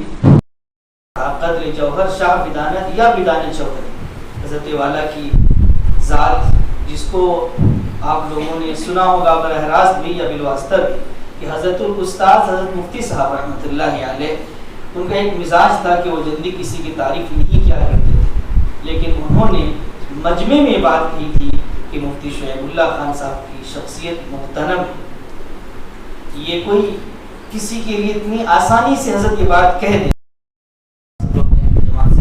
کی جائے گی انشاءاللہ. بسم اللہ الرحمن الرحیم. نیچے الحمدللہ رب العالمین والصلاة والسلام علی سید الانبیاء واشرف المرسلین وعلی آلہ وصحبہ اجمعین، اما بعد. حضرات اساتذہ کرام، مہمان مکرم اور مدرسے کے عزیز طلباء، آج کا پروگرام ماشاءاللہ اس قدر بہترین تھا کہ میرا دل الحمدللہ باغ باغ ہو گیا. طلباء نے خوب محنت کی اور اس کے ساتھ جن موضوعات کا انتخاب آپ نے کیا یا آپ کے اساتذہ نے کیا، اور پھر اس کے لیے جو مواد اکٹھا کر کے آپ حضرات نے یاد فرمایا، اور پھر اس کو سلیقہ مندی کے ساتھ، جرأت کے ساتھ، ہمت کے ساتھ، واضح انداز میں صراحت کے بیان کے ساتھ آپ لوگوں نے پیش فرمایا، یہ بھی بہت ہی خوش آئند ہے. اور میں یہی چاہ رہا تھا. ہمارے ہاں الحمدللہ بہت طویل زمانے سے سلسلہ چلتا آیا ہے، لیکن چند سالوں سے بیچ میں یہ سلسلہ رک گیا تھا، جس کی گویا آج افتتاحی مجلس ہوئی. اس سے پہلے بھی یہ سلسلے جب تک رہے ماشاءاللہ بہت ہی پرمغز انداز پر یہ چیزیں سامنے آتی رہی. اور میرے حضرت مولانا مسیح اللہ خان صاحب نور اللہ مرقدہ کی ایک بات آپ کو سنا دیتا ہوں. حضرت فرمایا کرتے تھے کہ عالم کے دو ہتھیار ہیں، ایک ہتھیار تقریر ہے، ایک ہتھیار تحریر ہے. اسی تقریر اور تحریر کے ہتھیار سے وہ میدان میں اترتا ہے اور دین کی اشاعت بھی کرتا ہے، دین کی حفاظت بھی کرتا ہے، دین پر آنے والی آنچ کو بجھاتا ہے، اور دین کے مد مقابل کھڑے ہوئے لوگوں کی جو ہے آنکھ میں آنکھ ڈال کر بات کرتا ہے. یہ بہت بڑا ہتھیار ہے. اس لیے اس تقریر اور تحریر کے ہتھیار کو بہت سلیقہ مندی کے ساتھ اختیار بھی کرنا چاہیے، اور اس کو سلیقے کے ساتھ چلانے کا انداز بھی اختیار کرنا چاہیے. تقریر تو ہوتی ہے، لیکن تقریر کو پیش کرنا یہ بھی ایک بہت بڑا کمال ہوتا ہے. آپ لوگوں نے ماشاءاللہ بڑی محنت کی، بہت اچھا آپ نے پیش فرمایا. میں سب کو مبارکباد دیتا ہوں، اور جن بچوں کو اس موقع پر ہم شامل نہ کر سکے وقت کی تنگی کی وجہ سے، انشاءاللہ ان کے لیے ایک دوسرا موقع بہت ہی قریب میں مقرر کیا جائے گا، اور اس کے اندر وہ بچے شریک ہوں گے اور اپنی بات پیش کر سکیں گے. اور یہ بھی اعلان کر دوں کہ انشاءاللہ جن بچوں نے اس وقت میں حصہ لیا اور پھر آئندہ حصہ لیں گے، دونوں کے لیے انعامات مقرر ہیں، اور وہ آپ کو اسی وقت انشاءاللہ پیش بھی کر دیے جائیں گے. دعا ہے کہ اللہ تبارک و تعالی آپ کی محنت کو اور آپ کے اساتذہ کی محنت کو برابر فرمائے، اور آپ کو دین کا داعی اور دین کا مبلغ اور دین کی خدمت اور اشاعت کے لیے آپ کے وقت کو آپ قربان کرنے والے بنے. اللہ آپ کو ایسا بنائے. اور دوسرے میں شکر گزار ہوں حضرت مولانا مفتی جعفر صاحب ملی رحمانی دامت برکاتہم کا، کہ وہ آئے تھے اپنے سفر پر، یہاں پر دعوت دی گئی، الحمدللہ یہاں پر تشریف لائے، اور آپ حضرات کو انہوں نے پرمغز خطاب کیا، بلکہ پر لطف خطاب کیا، اور آپ کا دل باغ باغ ہو گیا. میں مولانا کا شکر گزار ہوں اور دعا کرتا ہوں کہ اللہ تبارک و تعالی ان کی آمد کو قبول فرمائے، باعث سعادت بنائے. وآخر دعوانا ان الحمدللہ رب العالمین. جن کا وضو ہے وہ رہ جائیں، جن کو وضو کی ضرورت ہے فوراً جائیں، 5 منٹ کے اندر